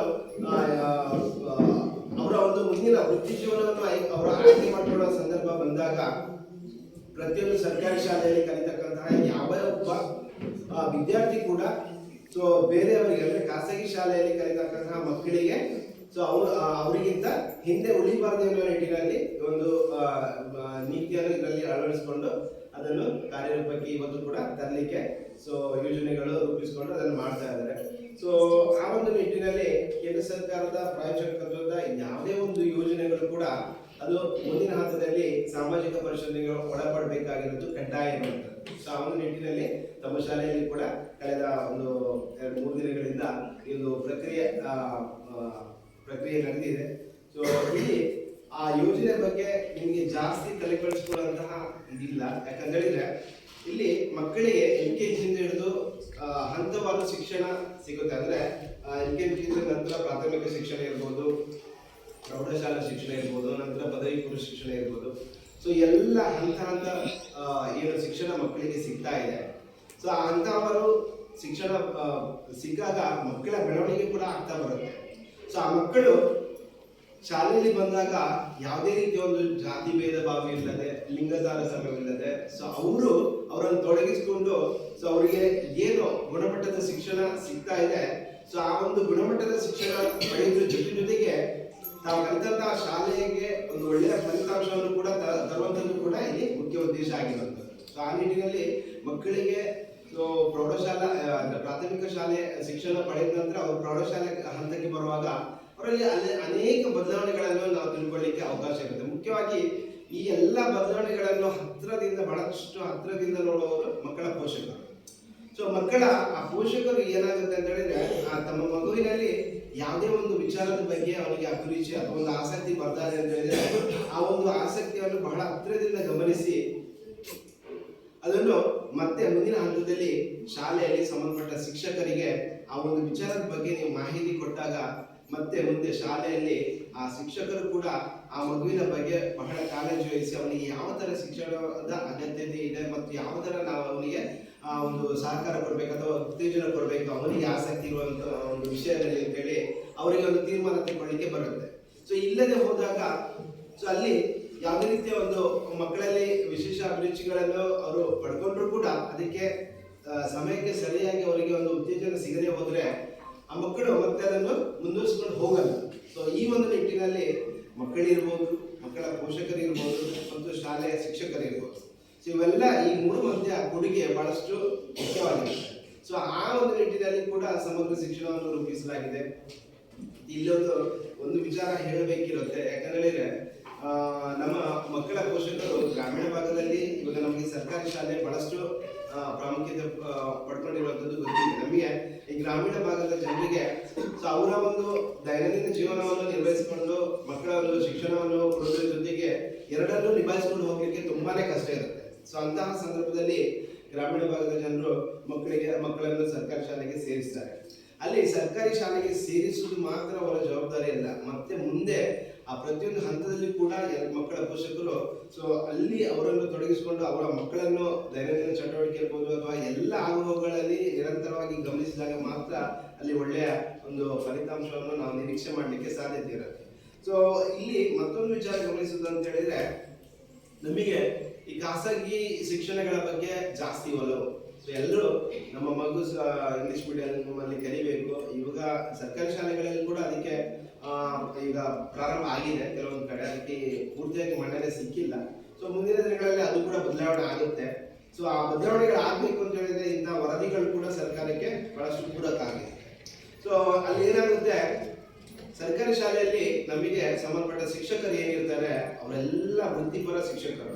ಅವರೆಲ್ಲ ವೃತ್ತಿಪರ ಶಿಕ್ಷಕರು, ಅವರಿಗೆ ಆ ಶಿಕ್ಷಣದ ಬಗ್ಗೆ ಒಳ್ಳೆಯ ಗುಣಮಟ್ಟದ ತರಬೇತಿಯನ್ನು ಪಡೆದುಕೊಂಡಂತಹ ಶಿಕ್ಷಕರು. ಸೊ ಇಲ್ಲಿ ನಮ್ಮ ಶಾಲೆಯಲ್ಲಿ ಒಬ್ಬ ವಿದ್ಯಾರ್ಥಿಯನ್ನು ಅವರು ಗಮನಿಸಿದ ಕೂಡಲೇ ಅವರಿಗೆ ಯಾವ ರೀತಿ ಯಾವ ವಿಚಾರದಲ್ಲಿ ಅವನು ಮುಂದೆ ಇದ್ದಾನೆ ಅಥವಾ ಯಾವ ವಿಚಾರದಲ್ಲಿ ಅವನು ವೀಕ್ ಇದ್ದಾನೆ ಅನ್ನೋ ಒಂದು ವಿಚಾರ ಅವರಿಗೆ ಪಕ್ಕನೆ ಗಮನಕ್ಕೆ ಬರುತ್ತೆ. ಆದ್ರೆ ಅದೇ ನಾವು ಸರ್ಕಾರಿ ಶಾಲೆ ಖಾಸಗಿ ಶಾಲೆಗೆ ಹೋಲಿಸಿದಾಗ ಅಲ್ಲಿ ಏನಾಗುತ್ತೆ, ಈ ಶಿಕ್ಷಕರ ಆಯ್ಕೆ ಸಂದರ್ಭದಲ್ಲಿ ಒಂದು ವಿಚಾರ ಇದೆ. ಸೊ ಅಲ್ಲಿ ಏನ್ ಮಾಡ್ತಾರೆ ಅಂತ ಹೇಳಿದ್ರೆ ಅವರು ಗುಣಮಟ್ಟದ ಶಿಕ್ಷಣದ ಬಗ್ಗೆ ಜಾಸ್ತಿ ಒಲವು ಕೊಡಲ್ಲ. ಸೊ ಅವರಿಗೆ ಅವರ ಒಂದು ಶಿಕ್ಷಣ ಸಂಸ್ಥೆಯಲ್ಲಿ ಶಿಕ್ಷಕರು ಯಾವ ರೀತಿ ಅವರನ್ನು ಆಯ್ಕೆ ಮಾಡ್ಕೊಳ್ತಾರೆ ಅಂತ ಹೇಳಿದ್ರೆ ಯಾರು ಕಡಿಮೆ ಸಂಬಳಕ್ಕೆ ದುಡಿಲಿಕ್ಕೆ ಸಿದ್ಧರಿದ್ದಾರೋ ಅವರು ಸಾಮಾನ್ಯವಾಗಿ ಡಿಗ್ರಿ ಪೂರೈಸಿದ್ರೆ ಸಾಕು. ಸೊ ಅಂಥವರನ್ನು ಅವರು ರೆಡಿ ಇದ್ದಾರೆ ಅಂತ ಹೇಳಿದ್ರೆ ಅವರನ್ನು ಆಯ್ಕೆ ಮಾಡಿಕೊಂಡು ಅವರನ್ನು ಶಿಕ್ಷಕರಾಗಿ ನೇಮಿಸಿಕೊಳ್ತಾರೆ. ಸೊ ಅಂತಹ ಒಂದು ವ್ಯವಸ್ಥೆ ಒಂದು ಇರುವಂಥದ್ದು. ಸೊ ಇಲ್ಲಿ ಆ ಒಂದು ಶಾಲೆಗಳಲ್ಲಿ ನಾವು ಗುಣಮಟ್ಟದ ಶಿಕ್ಷಣವನ್ನು ಯಾವ ರೀತಿ ನೋಡ್ಬೋದು, ಎದುರು ನೋಡ್ಬೋದು, ಇದು ನಾವೆಲ್ಲರೂ ಚಿಂತನೆ ಮಾಡಬೇಕಾದಂತಹ ವಿಚಾರ. ಶಿಕ್ಷಣ ಸಿಕ್ಕೇ ಸಿಗುತ್ತೆ, ಆದರೆ ಆ ಗುಣಮಟ್ಟದ ಶಿಕ್ಷಣ ಸಿಗಬೇಕು ಅನ್ನೋದು ಆ ಮಕ್ಕಳಿಗೆ ಸರ್ಕಾರ ಮಾಡಿರುವಂತಹ ಒಂದು ನಿಯಮ. ಸೊ ಅದರಲ್ಲಿ ಎಷ್ಟರ ಮಟ್ಟಿಗೆ ನಮಗೆ ನಾವು ಅದನ್ನು ನೋಡ್ತಾ ಇದ್ದೀವಿ ಅನ್ನೋದು ಕೂಡ ಬಹಳಷ್ಟು ಮುಖ್ಯ ಆಗುತ್ತೆ. ಸೊ ಆ ಒಂದು ನಿಟ್ಟಿನಲ್ಲಿ ಎಲ್ಲರೂ ಈ ಒಂದು ವಿಚಾರದ ಬಗ್ಗೆ ತುಂಬಾನೇ ಯೋಚನೆ ಮಾಡಬೇಕಾದ ವಿಚಾರ ಇದೆ. ಸೊ ಇನ್ನು ಏನು ಮಕ್ಕಳು ಪ್ರೌಢಶಾಲೆ ಇರ್ಬೋದು, ಪ್ರಾಥಮಿಕ ಹಂತ ಎಲ್ಲ ಶಿಕ್ಷಣದ ಹಂತವನ್ನು ಪೂರೈಸಿಕೊಂಡು ಅಂತಿಮವಾಗಿ ಪದವಿ ಪೂರ್ವ ಶಿಕ್ಷಣದ ಅಂತ್ಯಕ್ಕೆ ಬಂದಾಗ ಅವರು ಮುಂದೆ ಅವರ ವೃತ್ತಿ ಜೀವನವನ್ನು ಆಯ್ಕೆ ಮಾಡಿಕೊಳ್ಳಲಿಕ್ಕೆ ಬಹಳಷ್ಟು ಹತ್ತಿರ ಇರ್ತಾರೆ. ಸೊ ಅಂತಹ ಸಂದರ್ಭದಲ್ಲಿ ಈ ಶಾಲೆಗಳಲ್ಲಿ, ನಮ್ಮ ಸರ್ಕಾರಿ ಶಾಲೆಗಳಲ್ಲಿ ಅವರಿಗೆ ಸಿಗುವಂತಹ ಶಿಕ್ಷಣ, ಗುಣಮಟ್ಟದ ಶಿಕ್ಷಣ, ಸೊ ಅವರಿಗೊಂದು ಮುಂದೆ ಅವರ ವೃತ್ತಿ ಜೀವನವನ್ನು ಆಯ್ಕೆ ಮಾಡ್ಕೊಳ್ಳಿಕ್ಕೆ ತುಂಬಾನೇ ಸಹಕಾರಿಯಾಗುತ್ತೆ. ಸೊ ಆ ಒಂದು ನಿಟ್ಟಿನಲ್ಲಿ ಅವರು 12ನೇ ತರಗತಿ ಪಾಸಾಗಿ ಮತ್ತೆ ಏನು ಇವಾಗ ನಾವು ನೀಟ್ ಅಥವಾ ಏನು ಬೇರೆ ಬೇರೆ ಎಕ್ಸಾಮ್ ಇದೆ, ಕಾಂಪಿಟೇಟಿವ್ ಎಕ್ಸಾಮ್, ಸೊ ಅದನ್ನು ಆಯ್ಕೆ ಮಾಡಿಕೊಂಡು ಅವರಿಗೆ ಯಾವ ರೀತಿ ನಾವು ವೃತ್ತಿ ಜೀವನವನ್ನು ಆಯ್ಕೆ ಮಾಡ್ಕೋಬೇಕು ಅನ್ನೋ ಒಂದು ಬದ್ಧತೆ ಇರುತ್ತೆ. ಸೊ ಅದನ್ನು ಆಯ್ಕೆ ಮಾಡಿಕೊಂಡು ಸೊ ಅಂತಹ ಒಂದು ಪರೀಕ್ಷೆಗಳನ್ನು ತೇರ್ಗಡೆ ಮಾಡಿಕೊಂಡು ಅವರ ವೃತ್ತಿ ಜೀವನವನ್ನು ಮುಂದುವರಿಸಿಕೊಂಡು ಹೋಗ್ಲಿಕ್ಕೆ ಈ ಸರ್ಕಾರಿ ಶಾಲೆಗಳಲ್ಲಿ ಕಲಿತ ಮಕ್ಕಳಿಗೆ ಅದು ಬಹಳಷ್ಟು ಸಹಕಾರಿ ಆಗಬೇಕು. ಸೊ ಅದೇ ರೀತಿ ಅವರು ಖಾಸಗಿ ಶಾಲೆಯಲ್ಲಿ ವಿದ್ಯೆ ಕಲಿತ ಮಕ್ಕಳಿಗೆ ಯಾವುದೇ ರೀತಿಯಲ್ಲೂ ಕೂಡ ಅವರು ಕೂಡ ಪೈಪೋಟಿ ನೀಡುವಂತ ಆಗ್ಬೇಕು ಅನ್ನೋದು ಒಂದು ಮುಖ್ಯ ಉದ್ದೇಶದೊಂದಿಗೆ ಈ ಒಂದು ಸಮಗ್ರ ಶಿಕ್ಷಣವನ್ನು ರೂಪಿಸಿಕೊಂಡು ನಮ್ಮ ಶಾಲೆಯಲ್ಲಿ ಅದನ್ನು ಅಳವಡಿಸಿಕೊಂಡು ಹೋಗ್ತಾ ಇದ್ದಾರೆ. ಸೊ ಆ ಒಂದು ಹಂತದಲ್ಲಿ ಕಲಿಕೆ ಹಂತದಲ್ಲಿ ಸೊ ನಿಮ್ಗೆ ಗೊತ್ತಿರ್ಬೋದು, ಪ್ರತಿಯೊಂದು ಹಂತದಲ್ಲೂ ಕೂಡ ಸರ್ಕಾರ ತುಂಬಾನೇ ವೆಚ್ಚ ಮಾಡ್ತಾ ಇದೆ. ಸೊ ಬೆಳಿಗ್ಗೆ ಬಂದಾಗ ಹಾಲು ಕೊಡುವಂಥದ್ದು ಇರ್ಬೋದು, ಮಧ್ಯಾಹ್ನದ ಬಿಸಿ ಇಡೋದಿರ್ಬೋದು, ಸೊ ಮಕ್ಕಳಿಗೆ ಸಮವಸ್ತ್ರ ನೀಡುವಂಥದ್ದು ಇರ್ಬೋದು, ಮತ್ತೆ ಶೂ ಹಾಗೂ ಸಾಕ್ಸ್ ಕೊಡುವಂಥದ್ದು ಇರ್ಬೋದು. ಇವೆಲ್ಲದಕ್ಕೆ ಸರ್ಕಾರ ಒಬ್ಬೊಬ್ಬ ವಿದ್ಯಾರ್ಥಿಗೆ ಲಕ್ಷಗಟ್ಟಲೆ ಹಣವನ್ನು ವ್ಯಯ ಮಾಡ್ತಾ ಇದೆ. ಸೊ ಅದು ವ್ಯಯ ಮಾಡ್ತದೆ ಅಂತ ಹೇಳಿದ್ರೆ ಇನ್ ರಿಟರ್ನ್ ಆಗಿ ಸರ್ಕಾರಕ್ಕೆ ಸಮಾಜಕ್ಕೆ ಸರ್ಕಾರ ಏನು ಬಯಸುತ್ತೆ ಅಂತ ಹೇಳಿದ್ರೆ, ಸೊ ಇಂತಹ ಮಕ್ಕಳು ಅವರು ಶಿಕ್ಷಣವನ್ನು ಪಡೆದ ಸರ್ಕಾರಿ ಶಾಲೆಯಲ್ಲಿ ಶಿಕ್ಷಣ ಪಡೆದಂತಹ ಮಕ್ಕಳು ಅವರು ಯಾವುದೇ ಒಂದು ಪ್ರಯಾಸ ಇಲ್ಲದೆ ಅವರ ವೃತ್ತಿ ಜೀವನವನ್ನು ಅವರು ಆಯ್ಕೆ ಮಾಡಿಕೊಂಡು ಮುಂದೆ ಅವರು ಸಮಾಜಕ್ಕೆ ಒಂದು ಒಳ್ಳೆಯ ಕೊಡುಗೆಯನ್ನು ಕೊಡಬೇಕು ಅಂತ ಮಾತ್ರ ಅದನ್ನು ಬಯಸುತ್ತೆ ಹೊರತು ಅವರು ಯಾವುದೇ ರೀತಿಯಲ್ಲಿ ಸಮಾಜಕ್ಕೆ ಒಂದು ಹೊರೆಯಾಗಿ ಬದುಕಬಾರದು, ಅವರ ಬದುಕನ್ನು ಆ ರೀತಿ ಮಾಡಬಾರ್ದು ಅನ್ನೋ ನಿಟ್ಟಿನಲ್ಲಿ ಸರ್ಕಾರ ಬಯಸುತ್ತೆ. ಸೊ ಆ ಒಂದು ನಿಟ್ಟಿನಲ್ಲಿ ಎಲ್ಲ ಏನು ಶಿಕ್ಷಣದ ನೀತಿಯಲ್ಲಿ ಅದನ್ನು ಅಳವಡಿಸಿಕೊಂಡು ನಿಮಗೆ ಸರ್ಕಾರ ಕೊಡ್ತಾ ಇದೆ. ಸೊ ಇಲ್ಲಿ ಮತ್ತೊಂದು ವಿಚಾರ, ಸರ್ಕಾರಿ ಶಾಲೆಗಳಲ್ಲಿ ನಿಮ್ಗೆ ಗೊತ್ತಿರ್ಬೋದು, ಒಬ್ಬ ವಿದ್ಯಾರ್ಥಿ ಅವನು ಒಂದು ಉದಾಹರಣೆಯಾಗಿ ನಾವು ತೆಗೆದುಕೊಳ್ಳೋದಾದ್ರೆ ಒಂದು 3ನೇ ತರಗತಿಯವರೆಗೆ ಅವನ ವಿದ್ಯಾಭ್ಯಾಸವನ್ನು ಪೂರೈಸ್ತಾನೆ. ತದನಂತರ ಯಾವುದೇ ಒಂದು ಕಾರಣಕ್ಕಾಗಿ ಅವನಿಗೆ ಮತ್ತೆ ಶಾಲೆಗೆ ಬರ್ಲಿಕ್ಕೆ ಆಗಲ್ಲ. ಸೊ ಕೆಲವೊಂದು ವರ್ಷಗಳಲ್ಲಿ ಒಂದು ಶಿಕ್ಷಣ ಇರಲ್ಲ. ಸೊ ಮತ್ತೆ ಅವನು ಪ್ರಸಕ್ತ ಸಾಲಿನಲ್ಲಿ ಒಂದು 5 ಅಥವಾ 6ನೇ ತರಗತಿಯಲ್ಲಿ ಕಲಿಯುವಂತ 5ನೇ ತರಗತಿಯಲ್ಲಿ ಕಲಿಯುವಂತ ಒಂದು ವಯಸ್ಸಿನವನು ಆಗ್ತಾನೆ. ಸೊ ನಮ್ಮ ಸರ್ಕಾರಿ ಶಾಲೆಯಲ್ಲಿ ಅವನನ್ನು ನೇರವಾಗಿ ಮತ್ತೆ 4ನೇ ತರಗತಿ ತೆಗೆದುಕೊಳ್ಳದೆ ನೇರವಾಗಿ 5ನೇ ತರಗತಿಗೆ ತೆಗೆದುಕೊಳ್ಳುವಂತ ಒಂದು ವ್ಯವಸ್ಥೆ ಇದೆ. ಇದು ಬೇರೆ ಎಲ್ಲೂ ಇಲ್ಲ. ಸೊ ಸರ್ಕಾರಿ ಶಾಲೆಯಲ್ಲಿ ಇದಕ್ಕೆ ಅವಕಾಶ ಕಲ್ಪಿಸಿಕೊಟ್ಟಿದ್ದಾರೆ. ಸೊ ಇಲ್ಲಿ ಏನಾಗುತ್ತೆ, ಆ ಮಗುವಿಗೆ 3ನೇ ತರಗತಿ ನಂತರ 4 ಅಥವಾ 5 ಏನು ವರ್ಷ ಇದೆ, ಸೊ ಅಲ್ಲಿ ಅವನಿಗೆ ಏನು ಅವನು ಯಾವ ರೀತಿಯ ವಿದ್ಯಾಭ್ಯಾಸವನ್ನು ಮಿಸ್ ಮಾಡ್ಕೊಂಡಿದ್ದಾನೆ, ಸೊ ಅದನ್ನು ಗುರುತಿಸಿ ಆ ಒಂದು ಮಗುವಿಗೆ ಶಾಲೆಯಲ್ಲಿ ಸಂಬಂಧಪಟ್ಟ ಶಿಕ್ಷಕರು ಅವರು ಮಿಸ್ ಮಾಡ್ಕೊಂಡಂತಹ ಶಿಕ್ಷಣವನ್ನು ಅವರು ಯಾವ ರೀತಿ ಕೊಡಬೇಕು ಅನ್ನೋದು ಕೂಡ ಅಲ್ಲಿ ತೀರ್ಮಾನ ಮಾಡಿಕೊಂಡು ಅದನ್ನು ಶಾಲೆಯಲ್ಲಿ ಪೂರೈಸುವಂತಹ ಒಂದು ವ್ಯವಸ್ಥೆ ಕೂಡ ಸರ್ಕಾರಿ ಶಾಲೆಯಲ್ಲಿ ಇರುವಂಥದ್ದು. ಸೊ ಹಾಗಾಗಿ ಇಲ್ಲಿ ಸರ್ಕಾರವೇ ನಮಗೆ ಒಂದು 138 ಪ್ರಶ್ನಾವಳಿಗಳನ್ನು ತಯಾರು ಮಾಡಿಕೊಂಡು ಇವಾಗ ಒಂದು ಸಾಮಾಜಿಕ ಪರಿಶೋಧನೆ ನಡೆಸಬೇಕು ಅಂತ ಹೇಳಿದ್ರೆ ಸುಮ್ಮನೆ ಆಗಲ್ಲ. ಇದು ನಾವು ಮಾಡೋದು ನಮಗೆ ನೇರವಾಗಿ ಬಂದು ನಿಮ್ಮ ಶಾಲೆಯಲ್ಲಿ ನಾವು ಮಾಡ್ತಾ ಇದ್ದೀವಿ ಅಂತ ಹೇಳಕ್ಕೂ ಬರಲ್ಲ. ಸೊ ಇದೆಲ್ಲ ಪೂರ್ವತಯಾರಿಯಾಗಿ ಸರ್ಕಾರಿ ನಮಗೆ 138 ಒಂದು ಪ್ರಶ್ನಾವಳಿಗಳನ್ನು ಕೊಟ್ಟಿದೆ. ಸೊ ಈ ತರ ಇದು ಮಕ್ಕಳಿಗೆ ಸಂಬಂಧಪಟ್ಟ ಮಾಹಿತಿಗಳನ್ನು ನೀವು ಅವರಿಂದ ಕೇಳಿ ಹೊಡ್ಕೊಳ್ಬೇಕು. ಮಕ್ಕಳ ಪೋಷಕರಿಗೆ ಸಂಬಂಧಪಟ್ಟ ಮಾಹಿತಿಗಳಿರುತ್ತೆ, ಮಕ್ಕಳ ಶಿಕ್ಷಕರಿಗೆ ಸಂಬಂಧಪಟ್ಟ ಮಾಹಿತಿಗಳಿರುತ್ತೆ, ಶಾಲೆಯ ಶಿಕ್ಷಕರಿಗೆ ಸಂಬಂಧಪಟ್ಟ ಮಾಹಿತಿಗಳನ್ನು ಕೂಡ ನಾವಲ್ಲಿ ಕೇಳಿ ಅದನ್ನು ದಾಖಲು ಮಾಡಿಕೊಂಡು ಸರ್ಕಾರಕ್ಕೆ ವರದಿ ಕೊಡುವಂಥದ್ದಿದೆ. ಸೊ ನೇರವಾಗಿ ನಾವು ಸಾಮಾಜಿಕ ಪರಿಶೋಧನೆ ನಿಮ್ಮ ಶಾಲೆಯಲ್ಲಿ ಮಾಡ್ತೇವೆ, ಯಾವುದೋ ಅದಕ್ಕೆ ಆಸ್ಪದ ಇಲ್ಲ. ಸೊ ಇದಕ್ಕೆ ಸಂಬಂಧಪಟ್ಟ ಒಂದು ವೇಳಾಪಟ್ಟಿಯನ್ನು ನಾವು ಆಗಲೇ ಸೆಪ್ಟೆಂಬರ್ ಅಥವಾ ಆಗಸ್ಟ್ ತಿಂಗಳಲ್ಲಿ ಸಂಬಂಧಪಟ್ಟ ಎಲ್ಲ ಶಾಲೆಗಳಿಗೆ ನಾವು ಅದನ್ನು ಕಳಿಸಿಕೊಟ್ಟಿರ್ತೇವೆ. ಸೊ ಆದರೂ ನಮ್ಮ ಕೆಲಸ ಏನಿದೆ, ನಾವು ಸಂಬಂಧಪಟ್ಟ ಶಾಲೆಗಳಿಗೆ ಈ ದಿನಾಂಕದಂದು ಬರ್ತೇವೆ ಅಂತ ಒಂದು ಅವರನ್ನು ಮಾಹಿತಿಯನ್ನು ಕೊಡ್ತೇವೆ. ನಮಗೂ ಗೊತ್ತಿರುತ್ತೆ ಏನು ದಿನನಿತ್ಯದ ಹಲವಾರು ಕಾರ್ಯಕ್ರಮಗಳು ಇರುತ್ತೆ, ಈ ನಡುವೆ ಆ ವಿಚಾರಗಳು ಮರ್ತೋಗಿರುತ್ತೆ ಅನ್ನೋ ಒಂದು ಸಣ್ಣ ವಿಚಾರ ಕೂಡ ನಮ್ಗೆ ಗೊತ್ತಿರುತ್ತೆ. ಸೊ ಅದನ್ನು ನಾವು ಸಂಬಂಧಪಟ್ಟ ಶಾಲೆಗಳಿಗೆ ನಮಗೆ ಎಲ್ಲೂ ಶಾಲೆಯ ಶಿಕ್ಷಕರ ನಂಬರ್ ಸಿಗಲ್ಲ. ನಾವೆಲ್ಲಿ ಸಾಮಾಜಿಕ ಪರಿಶೋಧನೆ ನಡೆಸಿರ್ತೇವೆ, ಸೊ ಅಂತಹ ಒಂದು ಶಾಲೆಯ ಮುಖ್ಯ ಶಿಕ್ಷಕರಿಂದ ಅಥವಾ ಸಹ ಶಿಕ್ಷಕರಿಂದ ನಂಬರೆಲ್ಲ ಕಲೆಕ್ಟ್ ಮಾಡಿಕೊಂಡು ನಾವು ಎಲ್ಲಿ ಮುಂದೆ ಅದನ್ನು ಆಡಿಟ್ ಮಾಡ್ಲಿಕ್ಕೆ ಹೋಗ್ತೇವೆ, ಸೊ ಅವರನ್ನು ಭೇಟಿ ಮಾಡ್ಕೊಂಡು 2 ಅಥವಾ 3 ದಿನದ ಮುಂಚೆ ಅವರಿಗೆ ಒಂದು ಮಾಹಿತಿಯನ್ನು ಕೊಡ್ತೇವೆ, ಈ ತರ ಬರ್ತಾ ಇದೆ. ಸೊ ಏನೇ ಕ್ಲಾರಿಫಿಕೇಶನ್ ಬೇಕಿದ್ರು ನಾನು ಉಚಿತವಾಗಿ ಮುಖ್ಯ ಶಿಕ್ಷಕರಿಗೆ ಹೇಳಿದ್ದೇನೆ. ಆದರೂ ಸೊ ಕೆಲವೊಂದು ವಿಚಾರದಲ್ಲಿ ನಮಗೆ ಬೇಸರ ಇದೆ. ಸೊ ಅದು ನಮ್ಮದು ಪಾರ್ಟ್ ಆಫ್ ಆಡಿಟ್. ಈ ಸಾಮಾಜಿಕ ಪರಿಶೋಧನೆ ಬಗ್ಗೆ ಸೊ ಜನರಿಗೆ ಒಂದು ಭಿನ್ನ ಅಭಿಪ್ರಾಯ ಇದೆ. ಆಡಿಟ್ ಅಂತ ಹೇಳಿದ್ರೆ ಅದಕ್ಕೆ ಒಂದು ಬೇರೆ ಅರ್ಥ ಇದೆ. ಅದು ಬರೀ 4 ಗೋಡೆಗಳಲ್ಲಿ ನಡೆಯುವಂತಹ ಒಂದು ಪ್ರಕ್ರಿಯೆ ಅನ್ನೋದು ಎಲ್ಲರ ಗಮನಕ್ಕೆ ಇರುವಂಥದ್ದು. ಆದರೆ ಸಾಮಾಜಿಕ ಪರಿಶೋಧನೆ ಭಿನ್ನವಾಗಿದೆ. ಇಲ್ಲಿ ಯಾವುದು ನಾವು ಏನೇ ವಿಚಾರ ಇದ್ರು ಅದು ನಿಮ್ಮಲ್ಲಿ ನಾವು ಒಬ್ಬರಾಗಿ ಬೆರೆತುಕೊಂಡು ಅವರ ವರದಿಗಳನ್ನು ಕಲೆ ಹಾಕುವಂತ ಪ್ರಯತ್ನ ಮಾಡ್ತೇವೆ. ಸಾಮಾಜಿಕವಾಗಿ ಬೆರೆತುಕೊಂಡು, ಅದಕ್ಕೆ ಒಂದು ಸಾಮಾಜಿಕ ಪರಿಶೋಧನೆ. ನಾವಿಲ್ಲಿ ಅಧಿಕಾರಿಗಳಾಗಿ ನಮ್ಮ ಒಂದು ಇದನ್ನು ಇದು ಮಾಡಲಿಕ್ಕೆ ಬಂದವರಲ್ಲ. ಸಾಮಾಜಿಕವಾಗಿ ನಿಮ್ಮೊಡನೆ ಬೆರೆತುಕೊಂಡು ಆ ವಿಚಾರದ ಬಗ್ಗೆ ಮಾಹಿತಿಗಳನ್ನು ಕಲೆ ಹಾಕಿಕೊಂಡು ಅದನ್ನು ಸಭೆಯಲ್ಲಿ ಮಂಡನೆ ಮಾಡುವಂಥದ್ದು. ಅಂದ್ರೆ ಆ ವರದಿ ಏನಿರುತ್ತೆ ನಾವು ಕಲೆ ಹಾಕಿದ್ದು ಅದು ಇವತ್ತು ಮಂಡನೆ ಆಗುವವರೆಗೆ ಅದು ಕರಡು ವರದಿ ಪ್ರತಿ, ಅದಕ್ಕೆ ಯಾವುದೇ ಒಂದು ನಿರ್ದಿಷ್ಟ ಸ್ಥಾನಮಾನ ಇಲ್ಲ. ಸೊ ಆ ವರದಿಯನ್ನು ನಿಮ್ಮ ಸಭೆಯಲ್ಲಿ ಮಂಡನೆ ಮಾಡಿ ಅದಕ್ಕೆ ಆ ಸಭೆಯಲ್ಲಿ ನಾವು ಏನು 3 ದಿನಗಳಲ್ಲಿ ಕಂಡುಕೊಂಡಂತಹ ವಿಚಾರ ವಾಸ್ತವಕ್ಕೆ ಬಹಳಷ್ಟು ದೂರ ಇರಬಹುದು, ಅಥವಾ ನಿಮ್ಮಲ್ಲಿ ಆ ವಿಚಾರದ ಬಗ್ಗೆ ಗೊಂದಲ ಇರಬಹುದು. ಸೊ ಇದಕ್ಕೆಲ್ಲ ನಾವು ಈ ಒಂದು ಸಭೆಯಲ್ಲಿ ಮಂಡನೆ ಮಾಡಿದ ನಂತರ ಅದಕ್ಕೆ ಮುಕ್ತವಾಗಿ ಚರ್ಚೆ ಮಾಡಿಕೊಳ್ಳಿಕ್ಕೆ ಅವಕಾಶ ಕೊಡ್ತೇವೆ. ಆ ಚರ್ಚೆ ಮಾಡಿದ ನಂತರ ಮತ್ತೆ ನೀವು ಅನುಮೋದಿಸಿದ್ರಲ್ಲ ಆ ಒಂದು ವರದಿ ಅಂತಿಮವಾಗಿ ಸರ್ಕಾರವನ್ನು ಸೇರುವಂಥದ್ದು. ಸೊ ಇಲ್ಲಿ ನಮ್ಮ ಪ್ರಕ್ರಿಯೆ ಅಂತ ಹೇಳಿದ್ರೆ ಮಕ್ಕಳ ಮನೆ ಭೇಟಿ ಮಾಡುವಂಥದ್ದು, ಶಾಲೆಯಲ್ಲಿ ಅದಕ್ಕೆ ಸಂಬಂಧಪಟ್ಟ ಹಾಗೆ ಏನು ಖರ್ಚು ವೆಚ್ಚಗಳು ನಿಮಗೆ ಅನುದಾನಗಳು ಬರುತ್ತೆ, ಅದಕ್ಕೆ ಸಂಬಂಧಪಟ್ಟ ಬ್ಯಾಂಕ್ ಪಾಸ್ ಪುಸ್ತಕಗಳಿರ್ಬೋದು, ನಗದು ಪುಸ್ತಕಗಳಿರ್ಬೋದು, ಎಲ್ಲವನ್ನು ನಾವು ಪರಿಶೀಲನೆ ಮಾಡಿಕೊಂಡು ಅದಕ್ಕೆ ಸಂಬಂಧಪಟ್ಟ ಎಲ್ಲ ವಹಿಗಳಿರ್ಬೋದು ಅದನ್ನೆಲ್ಲ ಪರಿಶೀಲನೆ ಮಾಡಿಕೊಂಡು ಮಕ್ಕಳ ತರಬೇತಿಗೆ ಹೋಗಿ ಅವರ ಒಂದು ಬುದ್ಧಿಮತ್ತೆಯನ್ನು ಒಂದು ಅಳೆಯುವಂತಹ ಪ್ರಯತ್ನ ಅದು ಕೂಡ ನಾವು ಮಾಡ್ತೇವೆ. ಯಾಕಂತ ಹೇಳಿದ್ರೆ ಸೊ ನಮಗೆ ಆ ಮಕ್ಕಳ ಬುದ್ಧಿಮತ್ತೆಯನ್ನು ನಾವು ನೇರವಾಗಿ ಯಾವ ರೀತಿ ತಿಳ್ಕೋಬೇಕು ಅನ್ನೋ ಒಂದು ಮಾಹಿತಿ ಇರುತ್ತೆ. ಯಾಕಂತ ಹೇಳಿದ್ರೆ ನಾವು ಡೈರೆಕ್ಟ್ ಆಗಿ ಅವರನ್ನು ಕೇಳದೆ ಹೋದರೂ ಕೂಡ ಮಕ್ಕಳಲ್ಲಿ ಶಾಲೆ ಅವ್ರ ತರಗತಿಗೆ ಹೋಗಿ ಅವ್ರು ಯಾವ ರೀತಿ ಅವರ ಒಂದು ಕಾನ್ಫಿಡೆನ್ಸ್ ಲೆವೆಲ್ ಇದೆ, ಸೊ ನಾವು ಅವರು ತೊಡಗಿಸಿಕೊಳ್ಳೋ ರೀತಿ ಇರ್ಬೋದು. ಪಠ್ಯದ ವಿಚಾರದ ಬಗ್ಗೆ ನಾವು ಯಾವುದು ಮಾತಾಡಲ್ಲ ಅಲ್ಲಿ. ಸೊ ಪಠ್ಯೇತರ ವಿಚಾರಗಳ ಬಗ್ಗೆ ಅವರಿಗೆ ಎಷ್ಟು ಗೊತ್ತು ಅನ್ನೋ ಒಂದು ವಿಚಾರವನ್ನು ನಾವು ತಿಳ್ಕೊಳ್ಳಿಕ್ಕೆ ಬಯಸ್ತೇವೆ. ಸೊ ಅದನ್ನು ದಾಖಲು ಮಾಡ್ತಿದ್ದೇವೆ. 3ನೇ ದಿನ ಇವಾಗ ಸಭೆ ಆಯೋಜನೆ ಮಾಡಿಕೊಂಡು ಇಲ್ಲಿ ಅದನ್ನು ಮಂಡನೆ ಮಾಡುವಂಥ ಒಂದು ಪ್ರಯತ್ನ. ಸೊ ಇದರಲ್ಲಿ ಮತ್ತೊಂದು ಹೇಳಬೇಕು ಅಂತ ಹೇಳಿದ್ರೆ ನಮ್ಮಲ್ಲಿ ಸಾಮಾಜಿಕ ಪರಿಶೋಧನೆಯಲ್ಲಿ ಮುಖ್ಯವಾಗಿ 3 ವಿಚಾರಗಳಿಗೆ ನಾವು ಬಹಳಷ್ಟು ಒತ್ತು ಕೊಡುವಂಥದ್ದು. ಈಗಾಗಲೇ ನಾವು ನಮ್ಮ ಗ್ರಾಮ ಪಂಚಾಯತಿನ ಸದಸ್ಯರು ಈಗಾಗಲೇ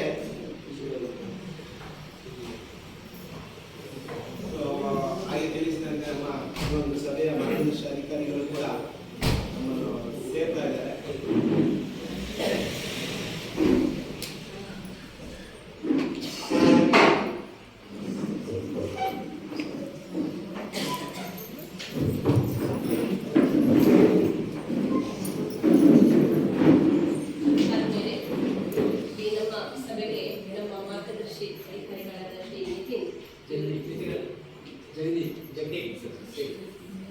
ಶ್ರೀ ಜಗದೀಪ್ ಇವರು ಆಗಮಿಸಿದ್ದಾರೆ.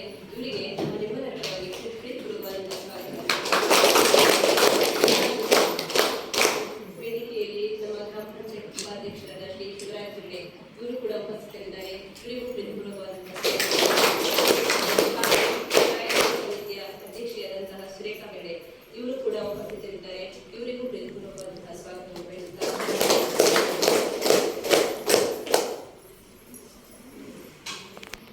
ಹಾಗೆ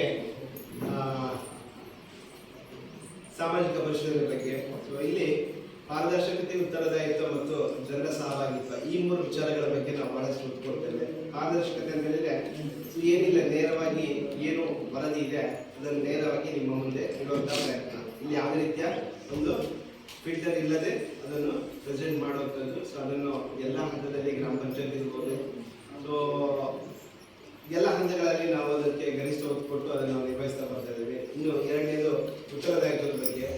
ಉತ್ತರದಾಯಿತ್ವದ ಬಗ್ಗೆ ಹೇಳಬೇಕು ಅಂತ ಹೇಳಿದ್ರೆ ಶಾಲೆಯಲ್ಲಿ ನಮ್ಮ ಮುಖ್ಯ ಶಿಕ್ಷಕರು ಈ ಒಂದು ಶಾಲೆಯಲ್ಲಿ ನಡೆಯತಕ್ಕಂತಹ ಶಾಲಾ ಅವಧಿಯಲ್ಲಿ ಏನೇ ಸಮಸ್ಯೆಗಳಾದರೂ ಕೂಡ ಸೊ ಅದಕ್ಕೆ ಸೂಕ್ತ ಪರಿಹಾರ ಅಥವಾ ಸಮಸ್ಯೆಗಳನ್ನು ಇತ್ಯರ್ಥಪಡಿಸಿಕೊಳ್ಳುವಂತಹ ಒಂದು ಉತ್ತರದಾಯಿತ್ವವನ್ನು ಮುಖ್ಯ ಶಿಕ್ಷಕರು ಹೊಂದಿರ್ತಾರೆ. ಯಾವುದೇ ರೀತಿಯ ಸಮಸ್ಯೆಗಳು ಬಂದರೂ ಕೂಡ ಅವರ ಗಮನಕ್ಕೆ ತಂದು ಅವರು ಶೀಘ್ರವಾಗಿ ಅದನ್ನು ವಿಲೇವಾರಿ ಮಾಡುವಂತಹ ಒಂದು ಉತ್ತರದಾಯಿತ್ವವನ್ನು ಅವರು ಹೊಂದಿರ್ತಾರೆ. ಸೊ 3ನೇದು ಜನರ ಸಹಭಾಗಿತ್ವ. ಸೊ ಇದು ಬಹಳಷ್ಟು ಮುಖ್ಯ ಆಗುತ್ತೆ. ಸೊ ನಿಮ್ಮ ಸಹಭಾಗಿತ್ವ ಇಲ್ಲ ಅಂತ ಹೇಳಿದ್ರೆ ಯಾವುದೇ ಒಂದು ಯೋಜನೆಗಳು ದೊಡ್ಡ ಮಟ್ಟದಲ್ಲಿ ಯಶಸ್ಸು ಕಂಡುಕೊಳ್ಳಲಿಕ್ಕೆ ಸಾಧ್ಯತೆಗಳು ಬಹಳಷ್ಟು ಕಡಿಮೆ ಇರುತ್ತೆ. ಸೊ ಇವತ್ತು ಬಂದಿದ್ದೀರಾ, ಸೊ ಇಲ್ಲಿ ಪ್ರೆಸೆಂಟ್ ನಿಮ್ಮ ಉಪಸ್ಥಿತಿ ಇರೋದ್ರಿಂದ ಈ ಒಂದು ರೀತಿಯ ಯೋಜನೆ ಕೂಡ ಶಾಲೆಯಲ್ಲಿ ಇದೆ. ಸರ್ಕಾರ ಅದಕ್ಕೆ ಏನೆಲ್ಲ ಖರ್ಚು ಮಾಡ್ತಾ ಇದೆ, ಏನೆಲ್ಲ ಅನುದಾನಗಳನ್ನು ಬಿಡುಗಡೆ ಮಾಡ್ತಾ ಇದೆ, ಸೊ ಯಾವ ರೀತಿ ಅದು ಕಾರ್ಯಾಚರಣೆ ಆಗ್ತಾ ಇದೆ ಅನ್ನೋದ್ರ ಬಗ್ಗೆ ನಿಮಗೆ ಸ್ವಲ್ಪ ಆದ್ರೂ ಮಾಹಿತಿ ಸಿಗುತ್ತೆ. ಸೊ ಬರದೇ ಹೋದ ಸಂದರ್ಭದಲ್ಲಿ ಬಹುಶಃ ಇದು ನಿಮಗೆ ಸಿಗಲಿಕ್ಕೆ ಸಾಧ್ಯತೆಗಳು ಬಹಳಷ್ಟು ಕಡಿಮೆ ಇರುತ್ತೆ. ಸೊ ಈ ಸಭೆ ಅಂತಲ್ಲ, ಯಾವುದೇ ಸಭೆಗಳಲ್ಲಿ ನಾವು ಭಾಗವಹಿಸಬೇಕು ಅಂತ ಭಾಗವಹಿಸಿದಾಗ ಮಾತ್ರ ಆ ಸಭೆಯ ಉಪಯುಕ್ತತೆ ಮತ್ತು ಅದರಿಂದ ಆಗುವಂತಹ ಪ್ರಯೋಜನಗಳು ನಮಗೆ ಗೊತ್ತಾಗುತ್ತೆ. ಸೊ ನಮಗೆ ಎಲ್ಲ ಸಭೆಗಳಲ್ಲಿ ಅಂದರೆ ಗ್ರಾಮ ಪಂಚಾಯತ್ನಲ್ಲಿ ನಾವು ಸಾಮಾಜಿಕ ಪರಿಶೀಲನೆ ಆಯೋಜನೆ ಮಾಡಿದಾಗ ಕೂಡ ಇತ್ತೀಚಿನ ಸಂದರ್ಭಗಳಲ್ಲಿ ಬಹಳಷ್ಟು ಜನರ ಭಾಗವಹಿಸುವಿಕೆ ಬಹಳಷ್ಟು ಕಡಿಮೆ ಆಗ್ತಾ ಇದೆ. ಸೊ ಕಾರಣಗಳು ಏನು ಅಂತ ಗೊತ್ತಿಲ್ಲ, ಆದರೆ ಯೋಜನೆಗಳು ಎಲ್ಲವೂ ಬೇಕು. ಜನರಿಗೆ, ಗ್ರಾಮಸ್ಥರಿಗೆ ಎಲ್ಲವೂ ಮನೆ ಬಾಗಿಲಿಗೆ ಬರಬೇಕು. ಆದರೆ ಆ ಯೋಜನೆಗಳ ಬಗ್ಗೆ ಏನಾದರೂ ಕುಂದುಕೊರತೆಗಳಿದ್ರೆ ನಾವು ಅದನ್ನು ಮುಕ್ತವಾಗಿ ಚರ್ಚೆ ಮಾಡ್ಕೋಬೇಕು. ಎಲ್ಲಾದ್ರೂ ಸಮಸ್ಯೆಗಳು ಆಗ್ತಾ ಇದೆಯಾ, ಆ ಸಮಸ್ಯೆಗಳು ಆಗ್ತಾ ಇದೆ ಅಂತ ಹೇಳಿದ್ರೆ ಯಾರ ಗಮನಕ್ಕೆ ತರಬೇಕು, ಅದು ಮುಂದೆ ಸಮಸ್ಯೆಗಳು ಆಗದಾಗೆ ಸರಿಯಾಗಿ ಅದನ್ನು ನಿರ್ವಹಣೆ ಮಾಡಿಕೊಂಡು ಯಾವ ರೀತಿ ಹೋಗಬೇಕು ಅನ್ನೋದು ಗ್ರಾಮಸ್ಥರು ಅದರಲ್ಲಿ ಸಭೆಯಲ್ಲಿ ಭಾಗವಹಿಸಿ ನಿಮ್ಮ ಒಂದು ಸಲಹೆ ಸೂಚನೆಗಳನ್ನು ಕೊಟ್ಟಾಗ ಮಾತ್ರ ಆ ಸಮಸ್ಯೆಗಳು ಆಗ್ತಿದ್ರೆ ಅದು ಮತ್ತೆ ಮುಂದಿನ ಹಂತದಲ್ಲಿ ಸಮಸ್ಯೆಗಳು ಆಗದಾಗೆ ಸೊ ಅನುಷ್ಠಾನ ಇಲಾಖೆಯವರು ಕ್ರಮ ತಗೊಳ್ಳಿಕ್ಕೆ ಸಾಧ್ಯತೆಗಳು ಆಗುತ್ತೆ. ಸೊ ಇಲ್ಲದೆ ಹೋದ್ರೆ ಅಲ್ಲಿ ಯಾರು ಅದರ ಬಗ್ಗೆ ಮಾಹಿತಿಯನ್ನು ಕೊಡದೇ ಇದ್ರೆ ಅಥವಾ ಸಮಸ್ಯೆಗಳು ಆಗ್ತಾ ಇದೆ ಅಂತ ನಾವು ಅದನ್ನು ಹೇಳದೆ ಹೋದ್ರೆ ಆ ಸಮಸ್ಯೆಗಳಾಗಿ ಉಳಿಯುತ್ತೆ. ಸೊ ಆವಾಗ ಏನಾಗುತ್ತೆ, ಸರ್ಕಾರದ ಆ ಯೋಜನೆಗಳು ಏನಿವೆ ಅದು ನಿಜವಾಗ್ಲೂ ಯಾರಿಗೆ ಸಿಗಬೇಕು ಅಥವಾ ಯಾರನ್ನು ತಲುಪಬೇಕು, ಸೊ ಅವರಿಗೆ ಸಿಗೋದಕ್ಕೆ ವಿಳಂಬ ಆಗುತ್ತೆ. ಸೊ ಆ ಒಂದು ನಿಟ್ಟಿನಲ್ಲಿ ಜನರ ಸಹಭಾಗಿತ್ವ ಬಹಳಷ್ಟು ಒಂದು ದೊಡ್ಡ ಒಂದು ಪ್ರಾಮುಖ್ಯತೆಯನ್ನು ಪಡ್ಕೊಂಡಿರುವಂಥದ್ದು. ಇನ್ನೊಂದು ನಾನು ಹೇಳಲೇಬೇಕು. ಸೊ ಈ ಒಂದು ಸರ್ಕಾರ ಎಷ್ಟರ ಮಟ್ಟಿಗೆ ಮಕ್ಕಳ ಬಗ್ಗೆ ಕಾಳಜಿ ವಹಿಸುತ್ತೆ ಅಂತ ಹೇಳಿದ್ರೆ, ಸೊ ಇಲ್ಲಿ ನಮಗೆ ಹೆಚ್ಚಿನ ಮನೆ ಭೇಟಿ ಮಾಡಲಿಕ್ಕೆ ಸಾಧ್ಯ ಆಗಿಲ್ಲ. ಸೊ ಪೋಷಕರು ಯಾರು ಮನೆ ಭೇಟಿ ಮಾಡಿದರೆ ಅವರಿಗೆ ಗೊತ್ತಿರ್ಬೋದು.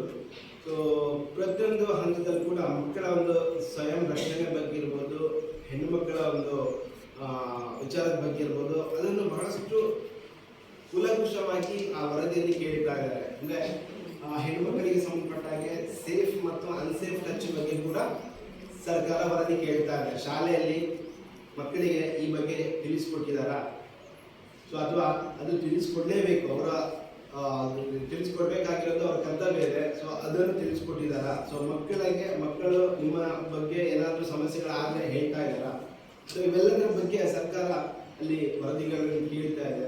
ಸೊ ಅದನ್ನು ಕೂಡ ನಾವು ಕೇಳಿಬಿಟ್ಟು ವರದಿ ಕೊಡಬೇಕಾಗಿರುವಂಥದ್ದು. ಸೊ ಯಾರೆಲ್ಲ ಮನೆಗೆ ಇದ್ದಾರೆ, ಮನೆ ಭೇಟಿ ಮಾಡಿರೋರು ಯಾರಾದರೂ ಪೋಷಕರಿದ್ದಾರಾ, ಕೇಳಿದಾರ ನಮ್ಮ ತಂಡದವರು ಮಕ್ಕಳ ಸ್ವಯಂ ರಕ್ಷಣೆ ಬಗ್ಗೆ ಕ್ರಮ ತಗೊಂಡಿದ್ದಾರೆ ಶಾಲೆಯಲ್ಲಿ, ಅಥವಾ ಮಕ್ಕಳ ಸೇಫ್ ಅಂಡ್ ಅನ್ಸೇಫ್ ಟಚ್ ಬಗ್ಗೆ ಮಕ್ಕಳಿಗೆ ಮಾಹಿತಿ ಕೊಟ್ಟಿದ್ದಾರೆ. ಸೊ ಅದನ್ನು ಕೇಳಿದ್ದಾರೆ ನಮ್ಮ ತಂಡದವರು, ಕೇಳಿದ್ದಾರೆ. ಸೊ ಅದು ಕೇಳಬೇಕಾಗಿರುವಂಥದ್ದು ಕೂಡ ಈ ಒಂದು ಸಾಮಾಜಿಕ ಪ್ರಶ್ನೆಯ ಒಂದು ಭಾಗ. ಸೊ ಆ ಒಂದು ನಿಟ್ಟಿನಲ್ಲಿ ಕೂಡ ನಾವು ಅದನ್ನು ಕೂಡ ಸರ್ಕಾರಕ್ಕೆ ಕೊಡಬೇಕಿದೆ. ಇಷ್ಟರ ಮಟ್ಟಿಗೆ ಸರ್ಕಾರ ಬಹಳಷ್ಟು ಕಾಳಜಿ ವಹಿಸಿ ಈ ಒಂದು ಸಾಮಾಜಿಕ ಪರಿಶೀಲನೆಯನ್ನು ನಡೆಸ್ತಾ ಇದೆ. ಸೊ ಪ್ರತಿ ವರ್ಷ ಗ್ರಾಮ ಪಂಚಾಯತ್ ವ್ಯಾಪ್ತಿಯಲ್ಲಿ ಇರುವಂತಹ ಎರಡೆರಡು ಸರ್ಕಾರಿ ಶಾಲೆಗಳನ್ನು ಆಯ್ಕೆ ಮಾಡಿಕೊಂಡು ಈ ಒಂದು ಸಾಮಾಜಿಕ ಪರಿಶೀಲನೆ ಪ್ರಕ್ರಿಯೆ ನಡೆಯುವಂಥದ್ದು. ಸೊ ಅದರಿಂದ ಇವತ್ತು ನಾವು ನಿಮ್ಮ ಈ ಒಂದು ಶಾಲೆಯಲ್ಲಿ ಉಪಸ್ಥಿತರಿದ್ದೀವಿ. ಸೊ ಈ ಮುಂದಿನ ಹಂತದಲ್ಲಿ ಅದು ವರದಿ ಏನಿದೆ ಅದು ಮಂಡನೆ ಆಗುತ್ತೆ. ಆ ವರದಿ ಬಗ್ಗೆ ನಿಮ್ಮಗಳ ಅಭಿಪ್ರಾಯ ಬಹಳಷ್ಟು ಪ್ರಾಮುಖ್ಯತೆ ಇರುವಂಥದ್ದು. ಸೊ ಕುಂದುಕೊರತೆಗಳಿರ್ಬೋದು, ಸಲಹೆ ಸೂಚನೆಗಳಿರ್ಬೋದು, ಏನಾದರೂ ಸಮಸ್ಯೆಗಳು ಇದ್ದರೆ ಅದನ್ನು ಓಪನ್ ಆಗಿ ಹೇಳಿಕೊಳ್ಳಿ. ಆ ಹೇಳಿಕೊಂಡಾಗ ಅದಕ್ಕೆ ಮುಂದೆ ಸರ್ಕಾರದ ಹಂತದಲ್ಲಿ ನಿಮಗೆ ಒಂದು ಒಳ್ಳೆಯ ಉಪಯೋಗ ಆಗಲಿಕ್ಕೆ ಇರುವಂಥದ್ದು ಮುಂದಿನ ಹಂತದಲ್ಲಿ. ಇವಾಗ ಆಗಿಲ್ಲ ಅಂತ ಹೇಳಿದ್ರೆ ಇದನ್ನೆಲ್ಲ ವರದಿಗಳನ್ನು ಕ್ರೋಢೀಕರಣ ಮಾಡಿಕೊಂಡು ಎಲ್ಲಿ ಸಮಸ್ಯೆಗಳು ಆಗ್ತಿವೆ ಅನ್ನೋದ್ರ ಬಗ್ಗೆ ಸರ್ಕಾರಕ್ಕೆ ಒಂದು ತೀರ್ಮಾನ ಬರಲಿಕ್ಕೆ ಸಾಧ್ಯತೆ ಜಾಸ್ತಿ ಇರುತ್ತೆ. ಸೊ ಆ ಒಂದು ನಿಟ್ಟಿನಲ್ಲಿ ಎಲ್ಲರೂ ಮುಕ್ತವಾಗಿ ಈ ಒಂದು ಸಭೆಯನ್ನು ಬಳಸ್ಕೊಡಿ, ಇರ್ಬೋದು, ಏನೇ ಇರ್ಬೋದು. ಸೊ ಹಾಗಾಗಿ ಮತ್ತೊಮ್ಮೆ ಈ ಒಂದು ವಿಚಾರವನ್ನು ನಿಮಗೆ ಹೇಳ್ತಾ, ನನಗೆ ಈ ಒಂದು ಸಭೆಯಲ್ಲಿ ಸಮಗ್ರ ಶಿಕ್ಷಣ ಕರ್ನಾಟಕ ಯೋಜನೆ ಹಾಗೂ ಸಾಮಾಜಿಕ ಪರಿಶೀಲನೆ ಬಗ್ಗೆ ಪ್ರಾಸ್ತಾವಿಕವಾಗಿ ಮಾತನಾಡಲಿಕ್ಕೆ ಅನುವು ಮಾಡಿಕೊಟ್ಟಿಲ್ಲ. ಸೊ ಮತ್ತೊಮ್ಮೆ ನಿಮ್ಮೆಲ್ಲರನ್ನು ವಂದಿಸುತ್ತಾ ನನ್ನ ಮಾತುಗಳನ್ನು ಮುಗಿಸ್ತಾ ಇದ್ದೇನೆ.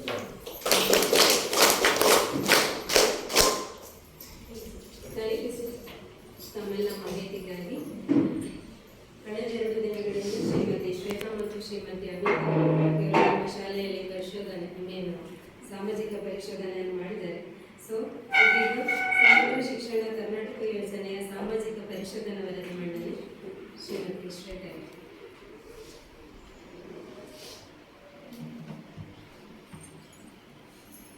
ಎಲ್ಲರಿಗೂ ನಮಸ್ಕಾರ.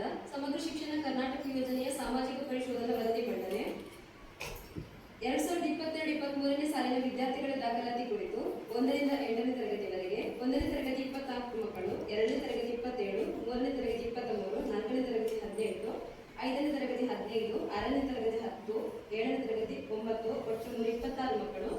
ವಿದ್ಯಾರ್ಥಿಗಳಿಗೆ ಸಂಬಂಧಿಸಿದಂತೆ ಸದ್ಯ ಶಾಲೆಯಲ್ಲಿ 1ರಿಂದ 7ನೇ ತರಗತಿವರೆಗೆ ತರಗತಿಗಳಿದ್ದು 72 ಹುಡುಗರು ಹಾಗೂ 74 ಹುಡುಗಿಯರು, ಒಟ್ಟು 146 ವಿದ್ಯಾರ್ಥಿಗಳು ವಿದ್ಯಾಭ್ಯಾಸ ಪಡೆಯುತ್ತಿದ್ದಾರೆ.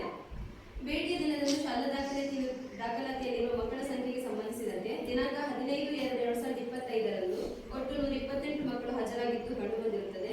ಶಾಲೆಯಲ್ಲಿ ಮಕ್ಕಳು ಪಠ್ಯಪುಸ್ತಕಗಳನ್ನು ಹಾಗೂ ಸಮವಸ್ತ್ರಗಳನ್ನು ಪಡೆದಿರುತ್ತಾರೆ.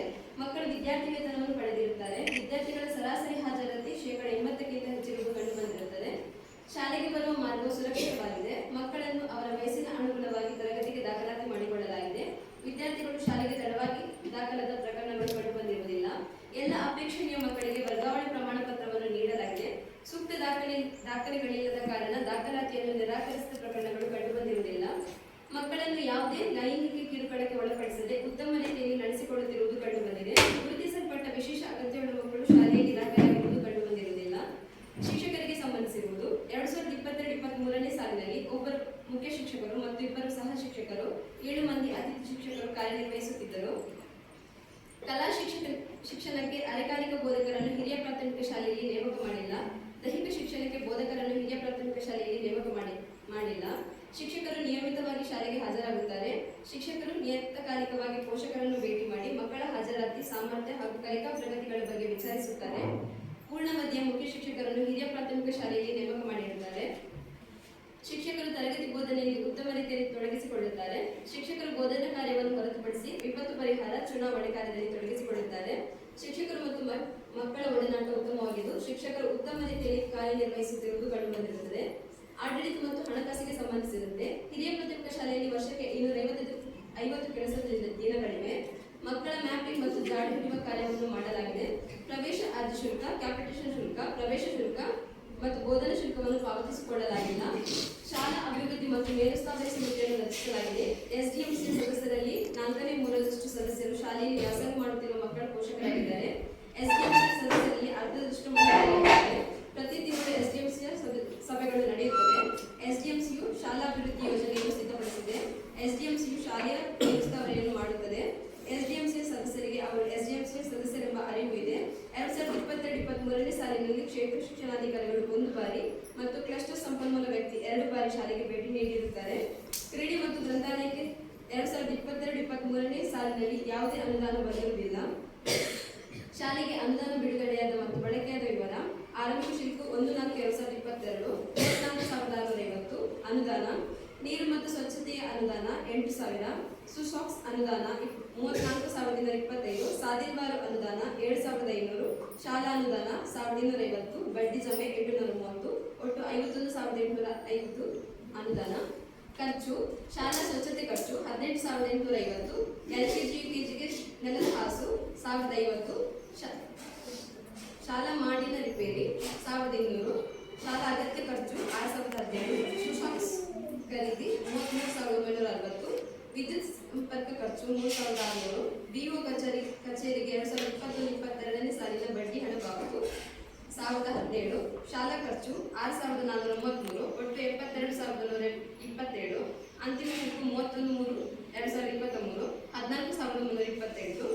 ಸುರಕ್ಷತೆ ಮತ್ತು ಭದ್ರತೆಗೆ ಸಂಬಂಧಿಸಿದಂತೆ ಶಾಲಾ ಸುರಕ್ಷತಾ ಸಮಿತಿಯನ್ನು ಶಾಲೆಯಲ್ಲಿ ರಚಿಸಲಾಗಿದೆ.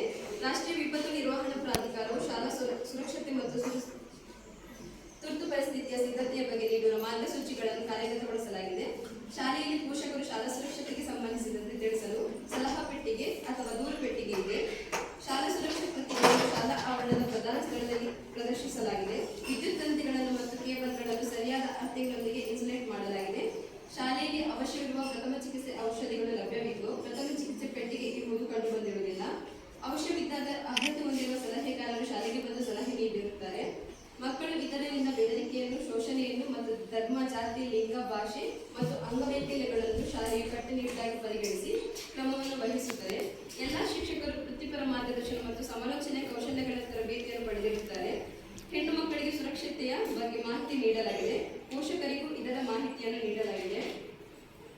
ಶಾಲೆಗೆ ಸಂಬಂಧಿಸಿರುವುದು ಎಲ್ಲ ಹವಾಮಾನದಿಂದ ಸುರಕ್ಷಿತವಾದ ಶಾಲಾ ಕಟ್ಟಡ ಇದೆ.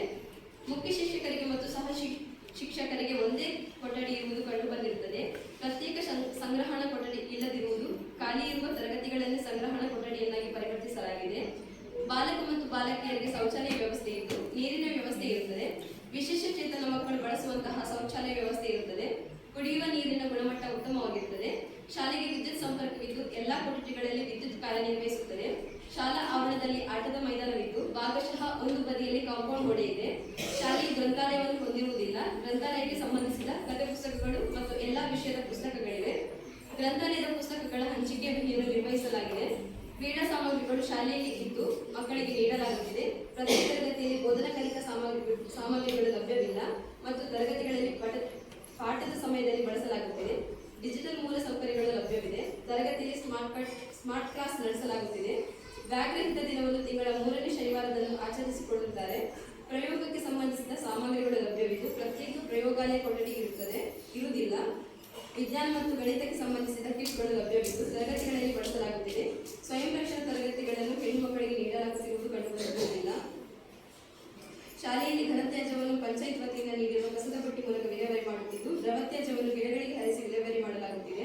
2022-23ನೇ ಸಾಲಿನಲ್ಲಿ ಇತರೆ ಯೋಜನೆಗಳಿಂದ ಯಾವುದೇ ಮೂಲ ಸೌಕರ್ಯಗಳು ಬಂದಿರುವುದಿಲ್ಲ. ಶಾಲಾ ಸಾಮಾಜಿಕ ಪರಿಶೋಧನಾ ತಂಡ ಗಮನಿಸಿದ ಧನಾತ್ಮಕ ಅಂಶ: ಶಾಲಾ ಶುಚಿತ್ವವನ್ನು ಉತ್ತಮವಾಗಿ ಕಾಯ್ದುಕೊಂಡಿರುತ್ತಾರೆ. ಮಕ್ಕಳು ತಮ್ಮನ್ನು ತಾವು ಉತ್ತಮ ರೀತಿಯಲ್ಲಿ ಚಟುವಟಿಕೆಯಲ್ಲಿ ತೊಡಗಿಸಿಕೊಳ್ಳುತ್ತಾರೆ.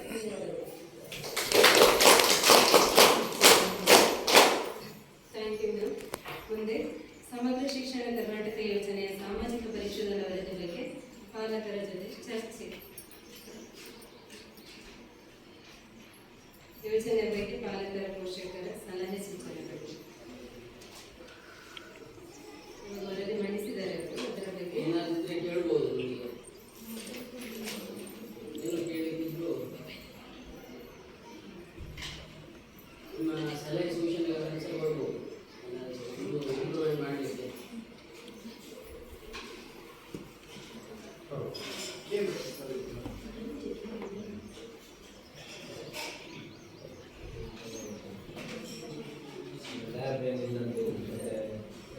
ಗ್ರಂಥಾಲಯ ಬೇಕು, ಮತ್ತೆ ಬೇಗ ಹೇಳ್ಬೇಕು, ಬಂದು ಕೂತ್ಕೊಂಡು ಹೋಗುದಲ್ಲ, ಮಾತಾಡ್ಬೇಕು. ಏನಾದ್ರು ಬಂದ್ರೆ ಸರ್ಕಾರದಿಂದ ಬರ್ತದೆ, ಏನು ಅಗತ್ಯ ಇಲ್ಲ. ನೋಟ್ ಆಗುತ್ತೆ ನಮ್ಮ ಮಕ್ಕಳಿಗೆ.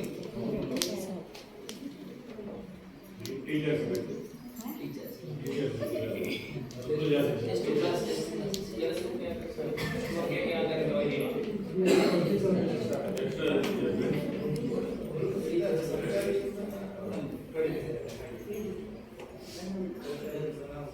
ಮಕ್ಕಳ ಸಂಖ್ಯೆಗೆ ಆಧಾರಿತವಾಗಿ ಸಿಗ್ತದೆ ಬರ್ತದೆ. ಅದು ನಮಗೆ ಕ್ಲಾಸ್ ರೂಮ್ ಸಹ ಬೇಕಾಗ್ತದೆ.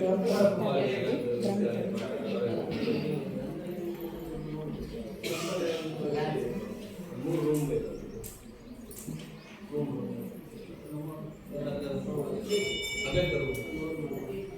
ಗ್ರಂಥಾಲಯ ಪಂಚಾಯತ್ ಮಟ್ಟದಿಂದ ಆದಿತ್ಯವಾರ ಓಪನ್ ಇರ್ತಾರೆ. ಮಕ್ಕಳಿಗೆ ಯೂಸ್ ಮಾಡ್ಕೊಂಡು ಹೆಚ್ಚಿನ ಮಕ್ಕಳು ಓಪನ್ ಮಾಡ್ತಾರೆ. ಈ ಶಾಲೆ ಮಕ್ಕಳು ಯೂಸ್ ಮಾಡ್ಕೊಂಡು ಕಡಿಮೆ. ಆದಿತ್ಯವಾರ ಓಪನ್ ಶಾಲೆ ಅಲ್ಲ, ಇಲ್ಲಿ ತಂದು ಕೊಡೋ ವ್ಯವಸ್ಥೆ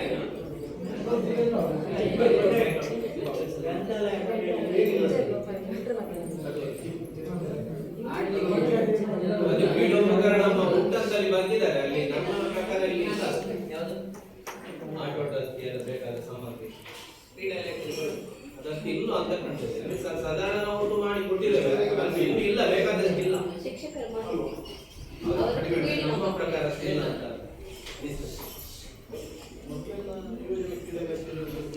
ಬೇಡಿಕೆ ಇಷ್ಟೆಲ್ಲ ನಮಗೆ ಇಲ್ಲಿ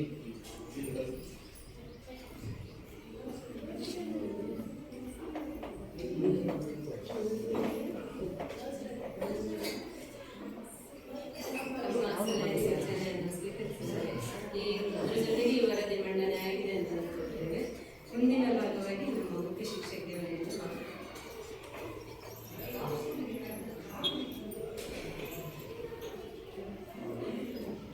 ವೇದಿಕೆಯಲ್ಲಿ ಉಪಸ್ಥಿತರಿರುವ ಮಾನ್ಯ ಮಾರ್ಗದರ್ಶನಾಧಿಕಾರಿಗಳೇ, ಜಿಲ್ಲಾಧಿಕಾರಿ ಬಹುಶಃ ಮಾರ್ಗದರ್ಶನಾಧಿಕಾರಿಗಳಿಗೆ ನಮ್ಮ ಶಾಲೆಯ ಒಂದು ಹಿನ್ನೆಲೆ ಗೊತ್ತಿರಲಿಕ್ಕಿಲ್ಲ ಅಂತ ಕಾಣ್ತದೆ.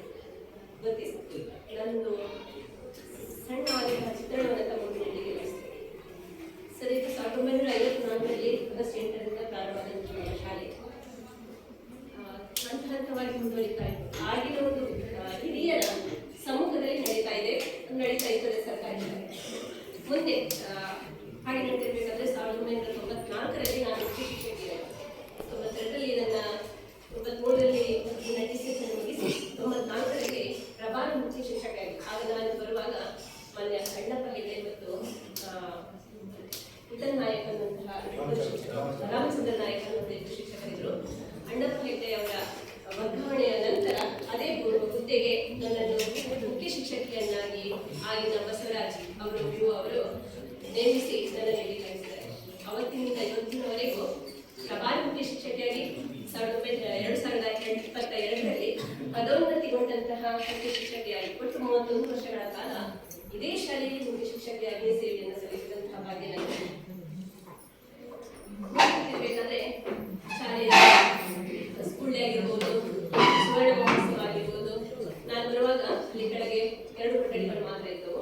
ಆನಂತರ ಎಲ್ಲಾ ಕೊಠಡಿಗಳು ಎಲ್ಲ ಮೂಲಭೂತ ಸೌಕರ್ಯಗಳನ್ನು ನಾನು ಮಾನ್ಯ ದಿವಂಗತ ವಸಂತ ಬೆಂಗೇರ ಅವರ ಒಂದು ಸಹಾಯದೊಂದಿಗೆ ಎಲ್ಲ ತಾಲೂಕು ಪಂಚಾಯತ್, ಜಿಲ್ಲಾ ಪಂಚಾಯತ್, ಎಲ್ಲ ಪಂಚಾಯತ್ ಅಭಿವೃದ್ಧಿ ಇಲಾಖೆ ಇರ್ಬೋದು, ಎಲ್ಲರ ಸಹಕಾರದೊಂದಿಗೆ ಧರ್ಮಸ್ಥಳದಿಂದಾಗಿರ್ಬೋದು, ಏನೆಲ್ಲ ಎಲ್ಲಿಂದೆಲ್ಲ ಸಿಗ್ತದೋ ಎಲ್ಲ ಕಡೆಗಳಿಂದಲೂ ಊರವರ ಪೋಷಕರ, ಹಿರಿಯರ ಎಲ್ಲರ ಸಮ್ಮುಖದೊಂದಿಗೆ ಸಹಾಯದೊಂದಿಗೆ ಪಡೆದುಕೊಂಡು ಶಾಲೆಯನ್ನು ಮುಂದುವರಿಸಿದಂತಹ ಸಂದರ್ಭ. 2016-17ರ ಸಂದರ್ಭ ಆಗಿರುವಾಗ ಶಾಲೆಯ ಮಕ್ಕಳ ಸಂಖ್ಯೆ ಕಡಿಮೆ ಆಗ್ತದೆ. ಹೆಚ್ಚು ಹೇಳಿದ್ರೆ ಒಂದು ಶಾಲೆ, ಈ ಶಾಲೆಯ ಅತಿ ಹೆಚ್ಚಿನ ಸಂಖ್ಯೆ ಅಂತ 152, ಅದನ್ನು ಹೆಚ್ಚು ಹೋಗಲಿಲ್ಲ.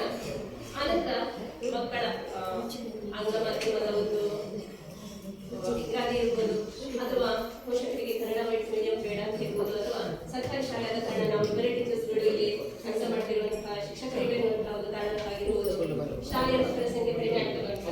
2018ರಲ್ಲಿ ಕೇವಲ ಶಾಲೆಯಲ್ಲಿದ್ದರು 14 ಮಕ್ಕಳು. ಅದರಲ್ಲಿ ನಮ್ಮ 4 ಮುಸ್ಲಿಂ ಬಾಂಧವರ ಮಕ್ಕಳು ಹಾಗೂ ಉಳಿದದ್ದು 12 ಹಿಂದೂಗಳ ಮಕ್ಕಳು, 14 ಮಕ್ಕಳು 2018ರಲ್ಲಿ ಇದ್ದರು.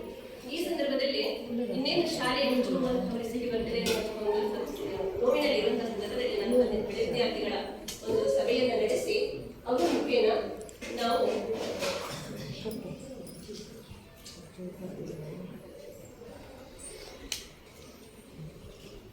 ಹಳೆ ವಿದ್ಯಾರ್ಥಿಗಳ ಒಂದು ಸಭೆಯನ್ನು ನಡೆಸಿ ಅವರ ಮುಖೇನ ದೊಡ್ಡಕಾಡು ಪ್ರಕಾಶ್ ಶಂಚರ್ ಅವರನ್ನು ಒಂದು ಭೇಟಿ ಮಾಡಿ ಅವರು ಶಾಲೆಯನ್ನು ದತ್ತಿಗಳನ್ನು ತೆಗೆದುಕೊಳ್ತಾರೆ ಎನ್ನುವಂತಹ ಒಂದು ನಾವು ಮೀಟಿಂಗ್ ಅನ್ನು ನಡೆಸಿ ಅವರಿಗೆ ನಾವು ಬರಲಿಕ್ಕೆ ಹೇಳಿ ಶಾಲೆಯನ್ನು ತಂದುಕೊಟ್ಟೆವು. ಆನಂತರ ಅದೇ ವರ್ಷದಲ್ಲಿ ಮಾನ್ಯ ಹರೀಶ್ ಪೂಜಾರ್, ನಮ್ಮ ಮಾನ್ಯ ಶಾಸಕರಾದಂತಹ ಹರೀಶ್ ಪೂಜಾರ್ ಅವರು ಶಾಲೆಗೆ 6 ಮತ್ತು 7ನೇ ತರಗತಿಗೆ ಆಂಗ್ಲ ಮಾಧ್ಯಮದ ಒಂದು ನಮಗೆ ಪರವಾನಗಿಯನ್ನು ತಂದುಕೊಟ್ಟರು. ಆನಂತರ ಶಾಲೆಗೆ 1,92,00,000ದ ಒಂದು ಬಿಲ್ಡಿಂಗ್ ಅನ್ನು ಕೂಡ, ಈ 8 ಕೊಠಡಿಗಳ ಬಿಲ್ಡಿಂಗ್ ಅನ್ನು ಕೂಡ ನಮಗೆ ಕೊಟ್ಟು ಒಟ್ಟು ಶಾಲೆಯ ಒಂದು ಅಭಿವೃದ್ಧಿಗೆ ಅವರು ಸಹಕಾರ ಮಾಡಿದ್ದಾರೆ. ಅದು ಅಲ್ಲದೆ ಶಾಲೆಯಲ್ಲಿ ಶಿಕ್ಷಕರಿಲ್ಲ. ಆ ಸಂದರ್ಭದಲ್ಲಿ ಮಕ್ಕಳಿಗೆ ಸೂಕ್ತವಾದಂತಹ ಒಂದು ಶಿಕ್ಷಕರು ಬೇಕು ಅನ್ನೋ ಕಾರಣ ಇಸ್ರೇಲ್ನಿಂದ ನನ್ನ ವೈದ್ಯರಿರ್ಬೋದು ಹಾಗೂ ಇಸ್ರೇಲ್ನ ಎಲ್ಲ ಒಂದು ಸಂಗೀತರು ಎಲ್ಲ ಸೇರಿ ಸಾಧಾರಣ 5 ಲಕ್ಷದವರೆಗೆ ಮೊದಲನೇ ವರ್ಷದಲ್ಲಿ 5 ಲಕ್ಷದ ಫಂಡನ್ನು ನಮಗೆ ಶಾಲೆಗೆ ಕೊಟ್ಟಿದ್ದಾರೆ. ಆನಂತರ ಬೇಕಾದಂತಹ ಶಾಲೆಯ ಎಲ್ಲ ಮೂಲಭೂತ ಸೌಕರ್ಯಗಳನ್ನು ಕೂಡ ನಮ್ಮ ಪೋಷಕರಿದ್ದಾರೆ. ಪೋಷಕರು ಹಾಗೂ ಇಸ್ರೇಲ್ ವತಿಯಿಂದ ಶಾಲೆಗೆ ಎಲ್ಲ ಬೇಕಾದಂತಹ ಬೆಂಚು ಡೆಸ್ಕ್ ಆಗಿರ್ಬೋದು ಎಲ್ಲವನ್ನೂ ಕೂಡ ನಾವು ಒದಗಿಸಿಕೊಂಡಿದ್ದೇವೆ. ಈಗ ಶಾಲೆಯ ಮಕ್ಕಳ ಸಂಖ್ಯೆ 180ಕ್ಕೆ ಏರಿದೆ. ಅದು LKG UKG ಅನ್ನು ಕೂಡ ನಾವು 2019ರಲ್ಲಿ ಪ್ರಾರಂಭ ಮಾಡಿದ್ದೇವೆ. ಆದರೆ ಆ ಸಂದರ್ಭದಲ್ಲಿ ಕೂಡ ನನಗೆ ಇಲಾಖೆ ಪರ್ಮಿಷನ್ ಇರಲಿಲ್ಲ. LKG UKG ಇಲಾಖೆ ಪರ್ಮಿಷನ್ ಇಲ್ಲ. ಕೇವಲ ನಾವು STMC ಮಾಡ್ತೇವೆ, ನಾವು ಯಾವುದೇ ಒಂದು ಸಹಕಾರ ಇಲಾಖೆಯಿಂದ ಕೇಳುವುದಿಲ್ಲ ಅನ್ನೋದು ಬಂದು ಕೊಟ್ಟು ನಾನು ಏನೇ ಆಗಲಿ ಶಾಲೆ ಉಳಿಬೇಕು ಅನ್ನೋ ಒಂದು ಕಾರಣಕ್ಕಾಗಿ ಇಲ್ಲಿವರೆಗೆ ನಾವು ಊರಿನವರೆಲ್ಲ ಸೇರಿ ನಡೆಸಿಕೊಂಡು ಬಂದೆವು. ಅದರೊಟ್ಟಿಗೆ ನಮ್ಮ ಮಾನ್ಯ ಜಯಂತ್ ಕೂಡ ನಮ್ಮೊಟ್ಟಿಗೆ ಸಹಕಾರವನ್ನು ಕೊಟ್ಟಿದ್ದಾರೆ. ಎಲ್ಲ ಈ ಶಾಲೆಯ ಉಳಿವಿಗೆ ಕೂಡ ಅವರು ಕೂಡ ಕಾರಣಕರ್ತರಾಗಿದ್ದಾರೆ ಅಂತ ಹೇಳಿ ಸಂತೋಷ ಪಡ್ತೇನೆ. ಮಾನ್ಯ ಪೋಷಕರು ಎಲ್ಲರ ಸಹಕಾರದೊಂದಿಗೆ ಶಾಲೆಯನ್ನು ಇಲ್ಲಿವರೆಗೆ ನಡೆಸಿಕೊಂಡು ಬಂದಿದೆ ಸರ್. ಆದರೆ ಇನ್ನು ಮುಂದಿನ ನಮಗೆ ಸುಮಾರು ಬೇಡಿಕೆಗಳಿದೆ. ಶಾಲೆಯ ಕನ್ನಡ ಆಂಗ್ಲ ಮಾಧ್ಯಮಕ್ಕೆ ಕೂಡ ನಾವು ಪರಿವರ್ತನೆಗೊಳಿಸಿ ನಮಗೆ ಇಲಾಖೆ ಪರ್ಮಿಷನ್ ಕೊಟ್ಟಿದೆ. ಅದರ ಮುಖ್ಯದ ಈಗ ಬೈಲಿಂಗ್ವಲ್ ದ್ವಿಭಾಷಾ ಮಾಧ್ಯಮದಲ್ಲಿ ನಾವು ಶಿಕ್ಷಣವನ್ನ ನೀಡ್ತಾ ಇದ್ದೇವೆ. ಶಾಲೆಯಲ್ಲಿ ಕಳೆದ ಬಾರಿ ಬಹಳ ವಿಜೃಂಭಣೆಯಿಂದ ಈ ಕೊಠಡಿಯ ಒಂದು ಉದ್ಘಾಟನಾ ಸಮಾರಂಭ ಕೂಡ ನಡೆದಿದ್ದು. ಇಷ್ಟು ನಮ್ಮ ಶಾಲೆಯ ಪ್ರಗತಿಯನ್ನು ನಮ್ಮ ಮುಂದಿಟ್ಟಿಗೆ ಬಯಸ್ತೇನೆ. ಇನ್ನು ಮುಂದೆ ಕೂಡ ನಮಗೆ ಶಾಲೆಗೆ ಬೇಕಾದಷ್ಟು ಬೇಡಿಕೆಗಳಿದೆ ಸರ್. ನಾನು ಒಂದು ಮೀಟಿಂಗ್ ಮಾಡಬೇಕಾದ್ರೆ, ಮಕ್ಕಳದೊಂದು ಕಾರ್ಯಕ್ರಮ ಮಾಡಬೇಕಾದ್ರೆ ನಮಗೆ ರಂಗಮಂಟಪ ಇಲ್ಲ.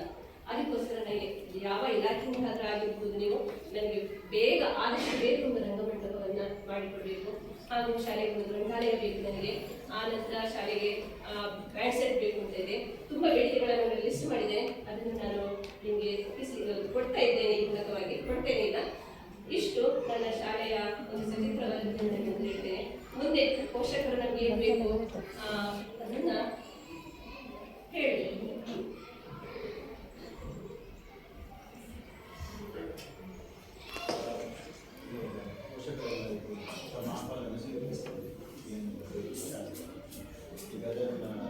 ಮೊದಲೇ ಒಂದು LKG ಇವಾಗ ಅದು ಸರ್ಕಾರದ ಇದು ಬಂದಿದೆ ಇಲ್ಲ, ಅನುಮತಿ ಬರಲಿಲ್ಲ. ಇವಾಗ ಅದನ್ನು SDM ನನ್ನ ಊರಿನವರೆಲ್ಲ ಸೇರಿ ಟೀಚರ್ಸ್ಗೆ ಸಂಬಳ ಅದನ್ನು ಸರ್ಕಾರ ಅದೊಂದು. ಆಮೇಲೆ ಇವರಿಗೆ ಟೀಚರ್ಸ್ ಎಲ್ಲ ನಮಗೆ ಮಕ್ಕಳ ಬಗ್ಗೆ ಕಾಳಜಿ ಜಾಸ್ತಿ, ಅವರಿಗೆ ಲೆಕ್ಕಾಚಾರ ಇದಕ್ಕೆಲ್ಲ ಜಾಸ್ತಿ ಟೈಮ್ ಇದನ್ನು ಎಲ್ಲ ಮಕ್ಕಳಿಗೆ ಶೂಟಿಂಗ್ಗೆಲ್ಲ ಅವರಿಗೆ ಮಕ್ಕಳ ಬಗ್ಗೆ ಸ್ವಲ್ಪ ಕಮ್ಮಿ ಅಂದರೆ ಪ್ರೆಷರ್ ಅದರ ಬಗ್ಗೆ ಜಾಸ್ತಿ ಪ್ರೆಷರ್. ಅದಕ್ಕೆ ಏನಾದರೂ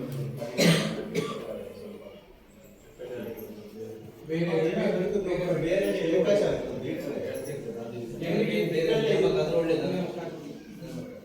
ಅದು ಸಣ್ಣ ಸಾಧನೆಲ್ಲ ಲೆಕ್ಕ ಇರಬೇಕು ಇವರಿಗೆ. ಎಲ್ಲ ಗೊತ್ತಿಲ್ಲ ಎಲ್ಲ ಎಷ್ಟು ಬರೆಯೋದು ಲೆಕ್ಕಾಚಾರ ಹೊಟ್ಟಿರ್ತೀನಿ.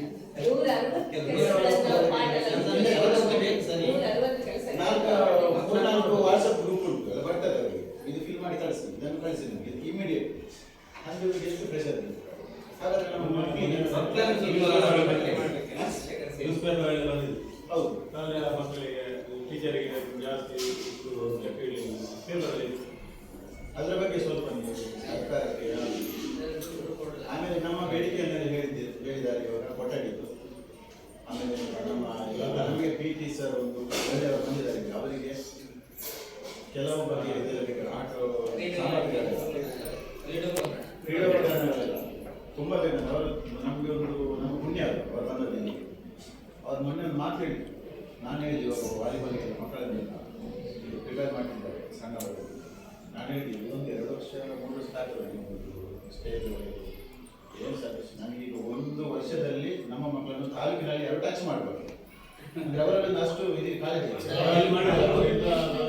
ಶಾಲೆಯನ್ನು ಅದಕ್ಕಾಗಿ ಅವರಿಗೆ ಒಂದು ಏನು ಬೇಕು ಕೇಳಿ ಅವರಿಗೆ ಏನಿಲ್ಲ ಅವ್ರಿಗೆ ತುಂಬ ಬೇಕಾಗ್ತದೆ. ಅದೊಂದು ಬರುವ ಹಾಗೆ ಮಾಡಿದ್ದಾರೆ ನೋಡಿ ಸರ್. ನಮ್ಮಲ್ಲಿ ಪ್ರೋಗ್ರಾಮ್ ಏನಾದರೂ ನೀವು ಮಾಡಿದರೆ ಲಿಖಿತ ರೂಪದಲ್ಲಿ ಕೊಡ್ತಾರೆ. ಶಾಲೆಗೆ ಬೇಕಾದ ಕಂಪ್ಯೂಟರ್ ಆಗಿರ್ಬೋದು ಸರ್, ಆಮೇಲೆ ಸ್ಮಾರ್ಟ್ ಕ್ಲಾಸ್ ಆಗಿರ್ಬೋದು, ಪೀಠೋಪಕರಣಗಳಾಗಿರ್ಬೋದು, ಎಲ್ಲವನ್ನೂ ನಾವು ಒದಗಿಸಿಕೊಂಡಿದ್ದೇವೆ. ನಮಗೆ ಇದು ಬೇಕಾಗಿದ್ದು ಅತಿ ಅವಶ್ಯ ಹೇಳಿದ್ರೆ ರಂಗಮಂಟಪ ಶಾಲೆಗೆ ಬೇಕು. ಮತ್ತೊಂದು ಇದು ಕೊಠಡಿ ಅದೇ ಕೊಠಡಿ ಇಲ್ಲ, ಗ್ರಂಥಾಲಯ ನಮಗೆ ಇದರಲ್ಲಿ ಗ್ರಂಥಾಲಯ ಮತ್ತು ಇದಕ್ಕೆ ವೈದ್ಯ ಲ್ಯಾಬ್ ಇದರಲ್ಲಿ ಬಂದದ್ದು. ಆದರೆ ಈಗ ನಾವು ಅದನ್ನು ಕ್ಲಾಸ್ ಆಗಿ ಉಪಯೋಗಿಸ್ತೇವಲ್ವಾ, ಹಾಗೆ ಅಲ್ಲ ಅದು ಮಾಡಲಿಕ್ಕಿಲ್ಲ. ಗ್ರಂಥಾಲಯ ಒಂದು ಹೌದು ಬಂದಿದೆ ಸರ್, 2 ವರ್ಷ ಬಂದಿದೆ. ಅದನ್ನು ನಾವು ಅದನ್ನು ಕ್ಲಾಸ್ ಆಗಿ ಪರಿವರ್ತನೆ ಮಾಡ್ತಿದ್ದೇವಲ್ಲ, ಅದು ಗುರುತು ಬಿದ್ದಿದೆ. ಮಕ್ಕಳಲ್ಲಿ ಉಳಿಸಿ ಭಯ ಆಗ್ತದೆ. ನಮಗೆ ಕೊಠಡಿ ಎಷ್ಟು ಕೊಠಡಿ 2 ಬೇಕು. 2 ಅಥವಾ 4 ಕೊಠಡಿ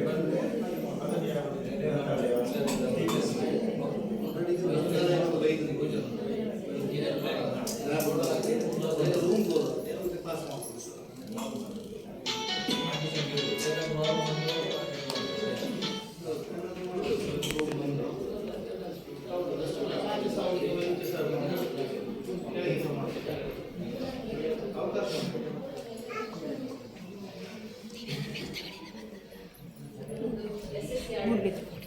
ಆಯೋಗದ ಮಂಡನೆ ಮಾಡ್ತಾರೆ. ಅದು ಎಸ್ಎಸ್ಸಿ ಸಭೆ ನಾನು ಮಾಡಬೇಕಾದ್ರೆ SSC ಆಯೋಗದ ಮಂಡನೆ 2024-25 ಸಾಲಿನ ಸರ್ವಶಿಕ್ಷಾ ಅಭಿಯಾನದ ಒಂದು ಆಯೋಗವನ್ನ ಸಭೆಯಲ್ಲಿ ನಾನು ಮಂಡನೆ ಮಾಡಲಿಕ್ಕೆ ಸೂಚಿಸ್ತೇನೆ. ಹಿಂದಿನ ವರ್ಷದ ಉಳಿಕೆ 2,303 ರೂಪಾಯಿ.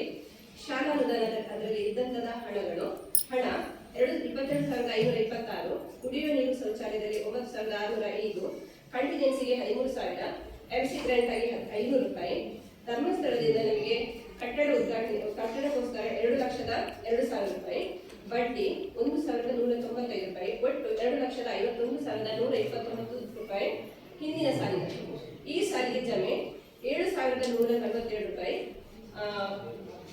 ಕುಡಿಯುವ ನೀರು ಮತ್ತು ಶೌಚಾಲಯಕ್ಕೆ, ಶೂ ಮತ್ತು ಸಾಕ್ಸ್ಗೆ 39,175 ರೂಪಾಯಿ. ಬಡ್ಡಿ 2,322 ರೂಪಾಯಿ. ಲೈಬ್ರರಿ ಗ್ರಾಂಟ್ಗೆ 6,500, ಯುಡೈಸಿಗೆ 990, ಒಟ್ಟು 56,314 ರೂಪಾಯಿ. ಒಟ್ಟು ಪುಸ್ತಕಗಳಿಗೆ ಇದ್ದಂತಹ ಹಣ 3,07,263 ರೂಪಾಯಿ. ಅದರಲ್ಲಿ ಖರ್ಚಾದದ್ದು ಹಿಂದಿನ ಸಾಲಿನ ಆದಂತಹ ಖರ್ಚಾದದ್ದು 2,303 ರೂಪಾಯಿ. ಶಾಲಾ ಅನುದಾನ 22,526 ರೂಪಾಯಿ. ಕುಡಿಯುವ ನೀರು ಶೌಚಾಲಯಕ್ಕೆ 14,752 ರೂಪಾಯಿ. ಶೂ ಸಾಕ್ಸ್ಗೆ 39,175 ರೂಪಾಯಿ. ಕಂಟಿಜೆನ್ಸಿಗೆ 13,000 ರೂಪಾಯಿ. FC ಗ್ರಾಂಟ್ 500 ರೂಪಾಯಿ. ಧರ್ಮಸ್ಥಳದಿಂದ ಬಂದಂತಹ ಹಣವನ್ನು ನಾನು ನೇರವಾಗಿ ಶಿಕ್ಷಕರ ಗೌರವಧನಕ್ಕೋಸ್ಕರ ಸರ್ಕಾರಿ ಶಾಲೆ ಬೆಳೆಸಿ ಸಮಿತಿಗೆ ಹಸ್ತಾಂತರಿಸಿದ್ದೇನೆ. ಆಮೇಲೆ ಲೈಬ್ರರಿಯಲ್ಲಿ 1,069 ರೂಪಾಯಿ ಖರ್ಚಾಗಿದೆ. ಯುಡೈಸ್ 990, ಒಟ್ಟು 2,98,315 ರೂಪಾಯಿ ಈ ವರ್ಷ ಖರ್ಚಾದದ್ದು. ಅದರಲ್ಲಿ ಉಳಿಕೆ ಬಡ್ಡಿಯ ಹಣ 3,017 ರೂಪಾಯಿ ಹಾಗೂ ಲೈಬ್ರರಿ ಹಣ 5,433 ರೂಪಾಯಿ ನಮ್ಮ SSC ಅಕೌಂಟ್ ಅಲ್ಲಿ ಇದೆ. ಈ ವರ್ಷದ ನಮ್ಮ ಆಡಿಟ್ ಅದನ್ನು ಮಾಡಿದ್ದೇನೆ. ಅದನ್ನು ಕುಡಿಯಿದ್ದೇನೆ ಅಷ್ಟೇ. ಗಾಡಿ ಆಯ್ತು ಮೊನ್ನೆ. ಇನ್ನೊಂದು ನಮಗೆ SSKಗೆ ಅನುದಾನ ಅಂತ ಬರ್ತದೆ. ಅದು ಸೆಕೆಂಡ್ ಮೆಂಟಲ್ ವಿಧಾನದಲ್ಲಿ ಹಣ ಬರುವಂಥದ್ದು. ನಾವೇ ಇದು ಮಾಡಿದ್ರೆ ನೇರವಾಗಿ ಅವರ ಖಾತೆಗೆ ವರ್ಗಾವಣೆ ಮಾಡಿದ್ದು. ಅದರಲ್ಲಿ ಶಾಲಾ ಅನುದಾನದಲ್ಲಿ 15,000 ರೂಪಾಯಿ ಮತ್ತು ಇಕೋ ಕ್ಲಬ್ಗೆ 5,000 ರೂಪಾಯಿ ಬಂದಿದೆ. ಆ ಎಲ್ಲ ಹಣವು ಕೂಡ ನಾವು ನೇರವಾಗಿ ನಾವು ಖರ್ಚನ್ನು ಮಾಡಿದ್ದೇವೆ.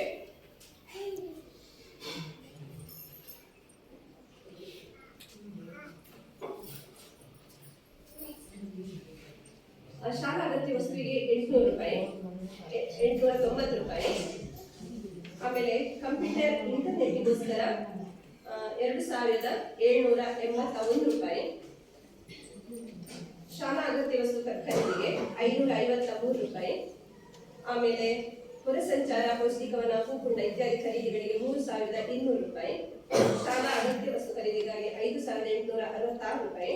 ಡಸ್ಟ್ಬಿನ್ 3, ಅದಕ್ಕೆ 1,800 ರೂಪಾಯಿ ಖರ್ಚು ಮಾಡಿ ಆ ಹಣ ಎಲ್ಲ ಹಣವನ್ನು ನಾವು ಖರ್ಚು ಮಾಡಿದ್ದೇವೆ. ಅದು ಕೂಡ ಈ ಸಲ ಆಡಿಟ್ ಆಗಿದೆ. ಇದು ನಮ್ಮ SSC ಮತ್ತು SSK ಇರುವಂತಹ ಅನುದಾನಗಳ ಆಯವ್ಯಯದ ಹಣ.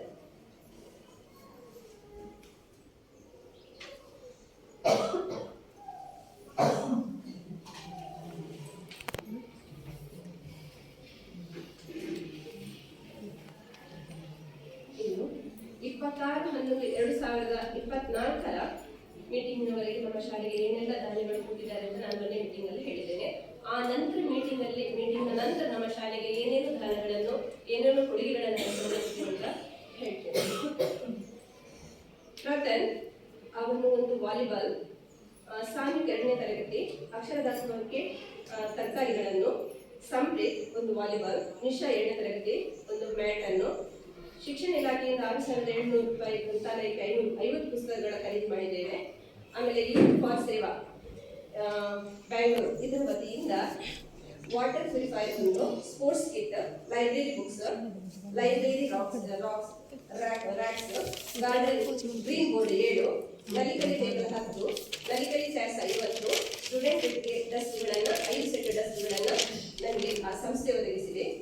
ಆಮೇಲೆ ಶಾಲಾ ಮೈದಾನದ ಸಮತಟ್ಟನ್ನ ಸತೀಶ್ ಹುಚ್ಚೂರು ಇವರ ಮೂಲಕ ವಿನ್ಸೆಂಟ್ ಡಿಸೋಜಾ ಇವರು 10,000 ಕೊಟ್ಟಿದ್ದಾರೆ.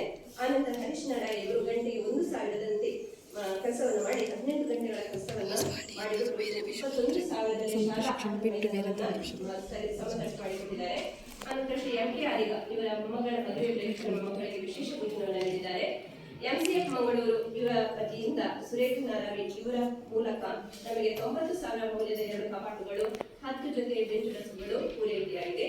ಆಮೇಲೆ ಯೂತ್ ಫಾರ್ ಸೇವಾ ಸಂಸ್ಥೆಯಿಂದ 12,316 ರೂಪಾಯಿಯ ಕ್ರೀಡೋಪಕರಣಗಳು ನಮಗೆ ಬಂದಿದೆ. ಒಂದು shot put, volleyball 2, carrom board 2, throwball 2, throwball net 1, plastic hurdles 10, discus 2, shuttle racks set 5, ಆಮೇಲೆ cock set 2 box, boundary corner plastic 20 piece, measurement tape 1, stopwatch 1, relay pattern 1 set. ಆಮೇಲೆ ಯೂತ್ ಫಾರ್ ಸೇವಾ ಅವರಿಂದ ಗ್ರಂಥಾಲಯಕ್ಕೆ 72 ಪುಸ್ತಕಗಳು ಕೂಡ ಬಂದಿದೆ. ಆಮೇಲೆ ಶಯನ್ ಅವನು ನಮ್ಮ ಶಾಲೆಗೆ ಎದುರುಗಡೆ ಹಾಕಿರುವಂತಹ ಒಂದು ಮ್ಯಾಟ್ ಅನ್ನು ಕೊಟ್ಟಿದ್ದಾನೆ. ಅವನ ಹುಟ್ಟುಹಬ್ಬದ ಪ್ರಯುಕ್ತ. ವಿಶಾಲ್ ಅವನು ಕೂಡ ಹುಟ್ಟುಹಬ್ಬದ ಪ್ರಯುಕ್ತ ಶಾಲೆಗೆ ಒಂದು ಗಡಿಯಾರ ಕೊಟ್ಟಿದ್ದಾನೆ. ಹಾಗೂ ಅಕ್ಷರದಾಸೋಹಕ್ಕೆ ಕಡಲೆ ಬಟಾಣಿ ಅವರಿಗನ್ನ ಕೊಟ್ಟಿದ್ದಾರೆ. ಅಜ್ಮಾ 7ನೇ ತರಗತಿ ಇವಳು ಕೂಡ ಹುಟ್ಟುಹಬ್ಬದ ಪ್ರಯುಕ್ತ ಅವರು ಶಾಲೆ ಗಡಿಯಾರವನ್ನು ಕೊಟ್ಟಿದ್ದಾಳೆ. ಆಶಯ್ ಪ್ರಣಾಮ್ ಆಫಿಫ್ ಇವರು ಅಕ್ಷರದಾಸೋಹಕ್ಕೆ ತರಕಾರಿಯನ್ನು ಕೊಟ್ಟು ಸಹಕರಿಸಿದ್ದಾರೆ. ಶ್ರೀಮತಿ ಚೆಲುವಮ್ಮ ಪುಟ್ಯರಬಿಟ್ಟು ಇವರ ಸ್ಮರಣಾರ್ಥ ಮನೆಯವರಿಂದ ಮಕ್ಕಳಿಗೆ ವಿಶೇಷ ಭೋಜನವನ್ನು ನೀಡಿದ್ದಾರೆ. ಆನಂತರ ಜನವರಿ ತಿಂಗಳ ಅತಿಥಿ ಶಿಕ್ಷಕರ ಗೌರವ ವೇತನಕ್ಕೆ ನಮಗೆ ಗಣೇಶೋತ್ಸವ ಸಮಿತಿಯಿಂದ 10,000, ಶ್ರೀಮತಿ ಯಮುನಾ ಗೋಪೂಜಾರಿ ಹುಚ್ಚೂರಿ ಇವರು 5,000, ವಿಶ್ವಕುಮಾರ್ ಜೈನ್ 1,000, ಯೋಗೇಂದ್ರ ಆಚಾರ್ಯ 1,500, ಅಬ್ದುಲ್ ಸಲಾಂ ಆರ್ಕೆ ವೆಜಿಟೇಬಲ್ ಇವರು 1,000, ನಾರಾಯಣ ಹುಚ್ಚೂರು 1,000, ಸತೀಶ್ ಹುಚ್ಚೂರು 1,000, ಕರುಣಾಕರ ಚಂದ್ರಮ್ಮ 1,000, ಪ್ರವೀಣ್ ಜೈನ್ ಕಾಯರು 500 ರೂಪಾಯಿ ಕೊಟ್ಟು ಸಹಕರಿಸಿದ್ದಾರೆ. ಆಮೇಲೆ ನಿಶಾ ಹುಟ್ಟುಹಬ್ಬದ ಪ್ರಯುಕ್ತ ಶಾಲೆಯ ಎದುರಿಗೆ ಕೆಂಪು ಮ್ಯಾಟ್ ಅನ್ನು ಕೊಟ್ಟಿದ್ದಾಳೆ. ರಿತಿಕಾ ಕೂಡ ಹುಟ್ಟುಹಬ್ಬದ ಪ್ರಯುಕ್ತ ಶಾಲೆ ಎದುರು ಕೆಂಪು ಮ್ಯಾಟ್ ಅನ್ನು ಕೊಟ್ಟು ಸಹಕರಿಸಿದ್ದಾರೆ. ಇದು ಮನೆ ಮೀಟಿಂಗ್ ಇವತ್ತಿನವರೆಗೆ ಶಾಲೆಗೆ ಕೊಟ್ಟಂತಹ ದಾನಿಗಳು. ಭಗವಂತ ನಮ್ಮ ಶಾಲೆಗೆ ಸಹಕರಿಸಿದಂತಹ ಎಲ್ಲ ಈ ದಾನಿಗಳನ್ನು ಭಗವಂತ ಹಾರೈಸಲಿ ಮತ್ತು ಕೂಡ ನಮ್ಮ ಶಾಲೆಗೆ ಸಹಕಾರವನ್ನು ಕೊಡುವಂತಹ ಒಂದು ಆಶಯವನ್ನು ಅವರಿಗೆ ಭಗವಂತ ಅನುಗ್ರಹಿಸಲಿ ಅಂತ ಬೇಡುತ್ತಾ ಎಲ್ಲರಿಗೂ ಕೃತಜ್ಞತೆಯನ್ನು ಸಲ್ಲಿಸ್ತೇವೆ. ಆಮೇಲೆ ನಾವು ಶಾಲೆಯ ಶೈಕ್ಷಣಿಕ ಪ್ರವಾಸವನ್ನು ಮಾಡಿದ್ದೇವೆ. ಅದನ್ನು ಆಯೋಜಿಸಿದ್ದೇವೆ. ಒಟ್ಟು ಮಕ್ಕಳ ಸಂಖ್ಯೆ ನಾವು 4ರಿಂದ 7ನೇ ತರಗತಿವರೆಗೆ ಮಕ್ಕಳನ್ನ ಶೈಕ್ಷಣಿಕ ಪ್ರವಾಸಕ್ಕೆ ಕರ್ಕೊಂಡು ಹೋಗಿದ್ದೇವೆ. ಒಟ್ಟು ಮಕ್ಕಳ ಸಂಖ್ಯೆ 66. ಸಂಗ್ರಹವಾದ ಮೊತ್ತ ನಾವು 700 ರೂಪಾಯಿ ಹಾಗೆ 66 ಮಕ್ಕಳಿಗೆ 46,200 ರೂಪಾಯಿಗಳನ್ನ ಸಂಗ್ರಹಣೆ ಮಾಡಿದ್ದೇವೆ. ಖರ್ಚು ಬಸ್ಸಿಗೆ 10,500, 1,000 ಕಂಬದ ಬಸದಿಯಲ್ಲಿ ಟಿಕೆಟ್ ಅಲ್ಲಿ 350 ರೂಪಾಯಿ ಕೊಂಡ್ರು. ಪಿಲಿಕುಳ ಅಲ್ಲಿ ಟಿಕೆಟ್ 8,000, ಪಾರ್ಕಿಂಗ್ಗೆ 400, ಮಕ್ಕಳಿಗೆ ಐಸ್ ಕ್ಯಾಂಡಿ ಕೊಡಿಸಿದ್ದು 1,600, ರಾತ್ರಿ ಊಟ 7,500, ಬೆಳಗಿನ ತಿಂಡಿಗೆ 4,400, ಒಟ್ಟು ಖರ್ಚು 32,750. ಉಳಿಕೆ ನಮಗೆ 13,450 ಆಗಿದೆ. ಅದರಲ್ಲಿ ಪ್ರತಿ ಮಗುವಿಗೆ ನಾವು 200 ರೂಪಾಯಿ ಅಂತ ಹಿಂತಿರುಗಿಸಿದ್ದೇವೆ. ಮತ್ತೆ 250 ಅದನ್ನು ಶಾಲೆಗೆ ಅಂತ ಉಳಿದಂತಹ ಚಿಲ್ಲರೆ 250 ರೂಪಾಯಿಯನ್ನು ಶಾಲಾ ಖರ್ಚಿಗೆ ಅಂತ ಬಳಸಿಕೊಂಡಿದ್ದೇವೆ. ಆಮೇಲೆ 1ರಿಂದ LKG, UKG ಮತ್ತು 1ರಿಂದ 3ನೇ ತರಗತಿಯವರೆಗಿನ ಮಕ್ಕಳನ್ನು ಒಂದು ದಿನದ ಪ್ರವಾಸಕ್ಕೆ ಕರ್ಕೊಂಡು ಹೋದದ್ದು. ಒಟ್ಟು ಮಕ್ಕಳ ಸಂಖ್ಯೆ 80. ಅದಕ್ಕೆ ಸಂಗ್ರಹವಾದಂತಹ ಮೊತ್ತ 80 ಮಕ್ಕಳಿಗೆ 250 ರೂಪಾಯಿ ಹಾಗೆ ಒಟ್ಟು 20,000 ರೂಪಾಯಿ ಸಂಗ್ರಹ ಮಾಡಿದ್ದೇವೆ. ಅದರಲ್ಲಿ ಬಸ್ಸಿಗೆ 7,000 ಮತ್ತು 400 ರೂಪಾಯಿ ಅವರ ಹೆಚ್ಚು ಕೊಡ್ಲಿಕ್ಕೆ ಹೇಳಿದರು. ಒಟ್ಟು 7,400. ಬೆಳಗಿನ ಟಿಫಿನ್ 3,900. ಆಮೇಲೆ ಅಲ್ಲಿ ಕೊಡ್ಲಿಕ್ಕೆ ದೇವಸ್ಥಾನದಲ್ಲಿ 1,575 ರೂಪಾಯಿಯನ್ನು ಫೀಸ್ ಕಟ್ಟಲಿಕ್ಕೆ ಹೇಳಿದ್ರು. ಅಲ್ಲಿ ಕೂತಿದ್ದೇನೆ. ಆಮೇಲೆ ಮಕ್ಕಳಿಗೆ ಆರೆಂಜ್ ಕೊಂಡದ್ದು 1,365. ಅಲ್ಲಿ ಕೆರೆಯಲ್ಲಿ ಮಕ್ಕಳ ಟಿಕೆಟ್ಗೆ 1,570, ಪಾರ್ಕಿಂಗ್ಗೆ 100 ರೂಪಾಯಿ. ಒಟ್ಟು 15,910 ರೂಪಾಯಿ ಖರ್ಚಾಗಿದೆ. ಉಳಿಕೆ 4,090 ರೂಪಾಯಿ. ಅದರಲ್ಲಿ ಹಿಂದಿರುಗಿಸಿದ ಮೊತ್ತ 50 ಹಾಗೆ ಪ್ರತಿ ಮಗುವಿಗೆ ನಾವು 50ರಂತೆ ಹಣವನ್ನು ಹಿಂದಿರುಗಿಸಿದ್ದೇವೆ. 90 ರೂಪಾಯಿ ಉಳಿಕೆಯನ್ನ ಶಾಲಾ ಖರ್ಚಿಗಾಗಿ ಬಳಸಿಕೊಂಡಿದ್ದೇವೆ.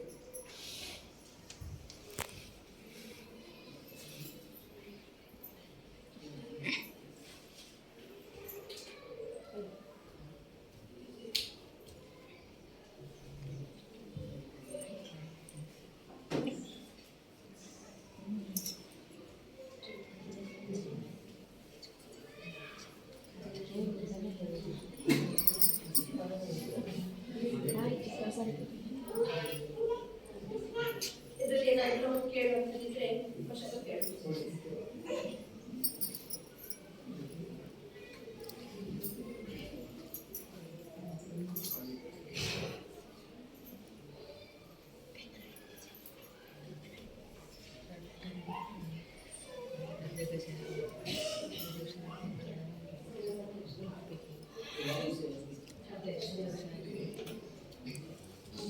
ಸಭಾ ಕಾರ್ಯಸೂಚಿಯ ಮುಂದಿನ ಅಂಗವಾಗಿ SMC ಅಧ್ಯಕ್ಷರಾದ ಶ್ರೀಯುತ ವಿಶ್ವಧರ ಮಂಗೇರಿ ಅವರು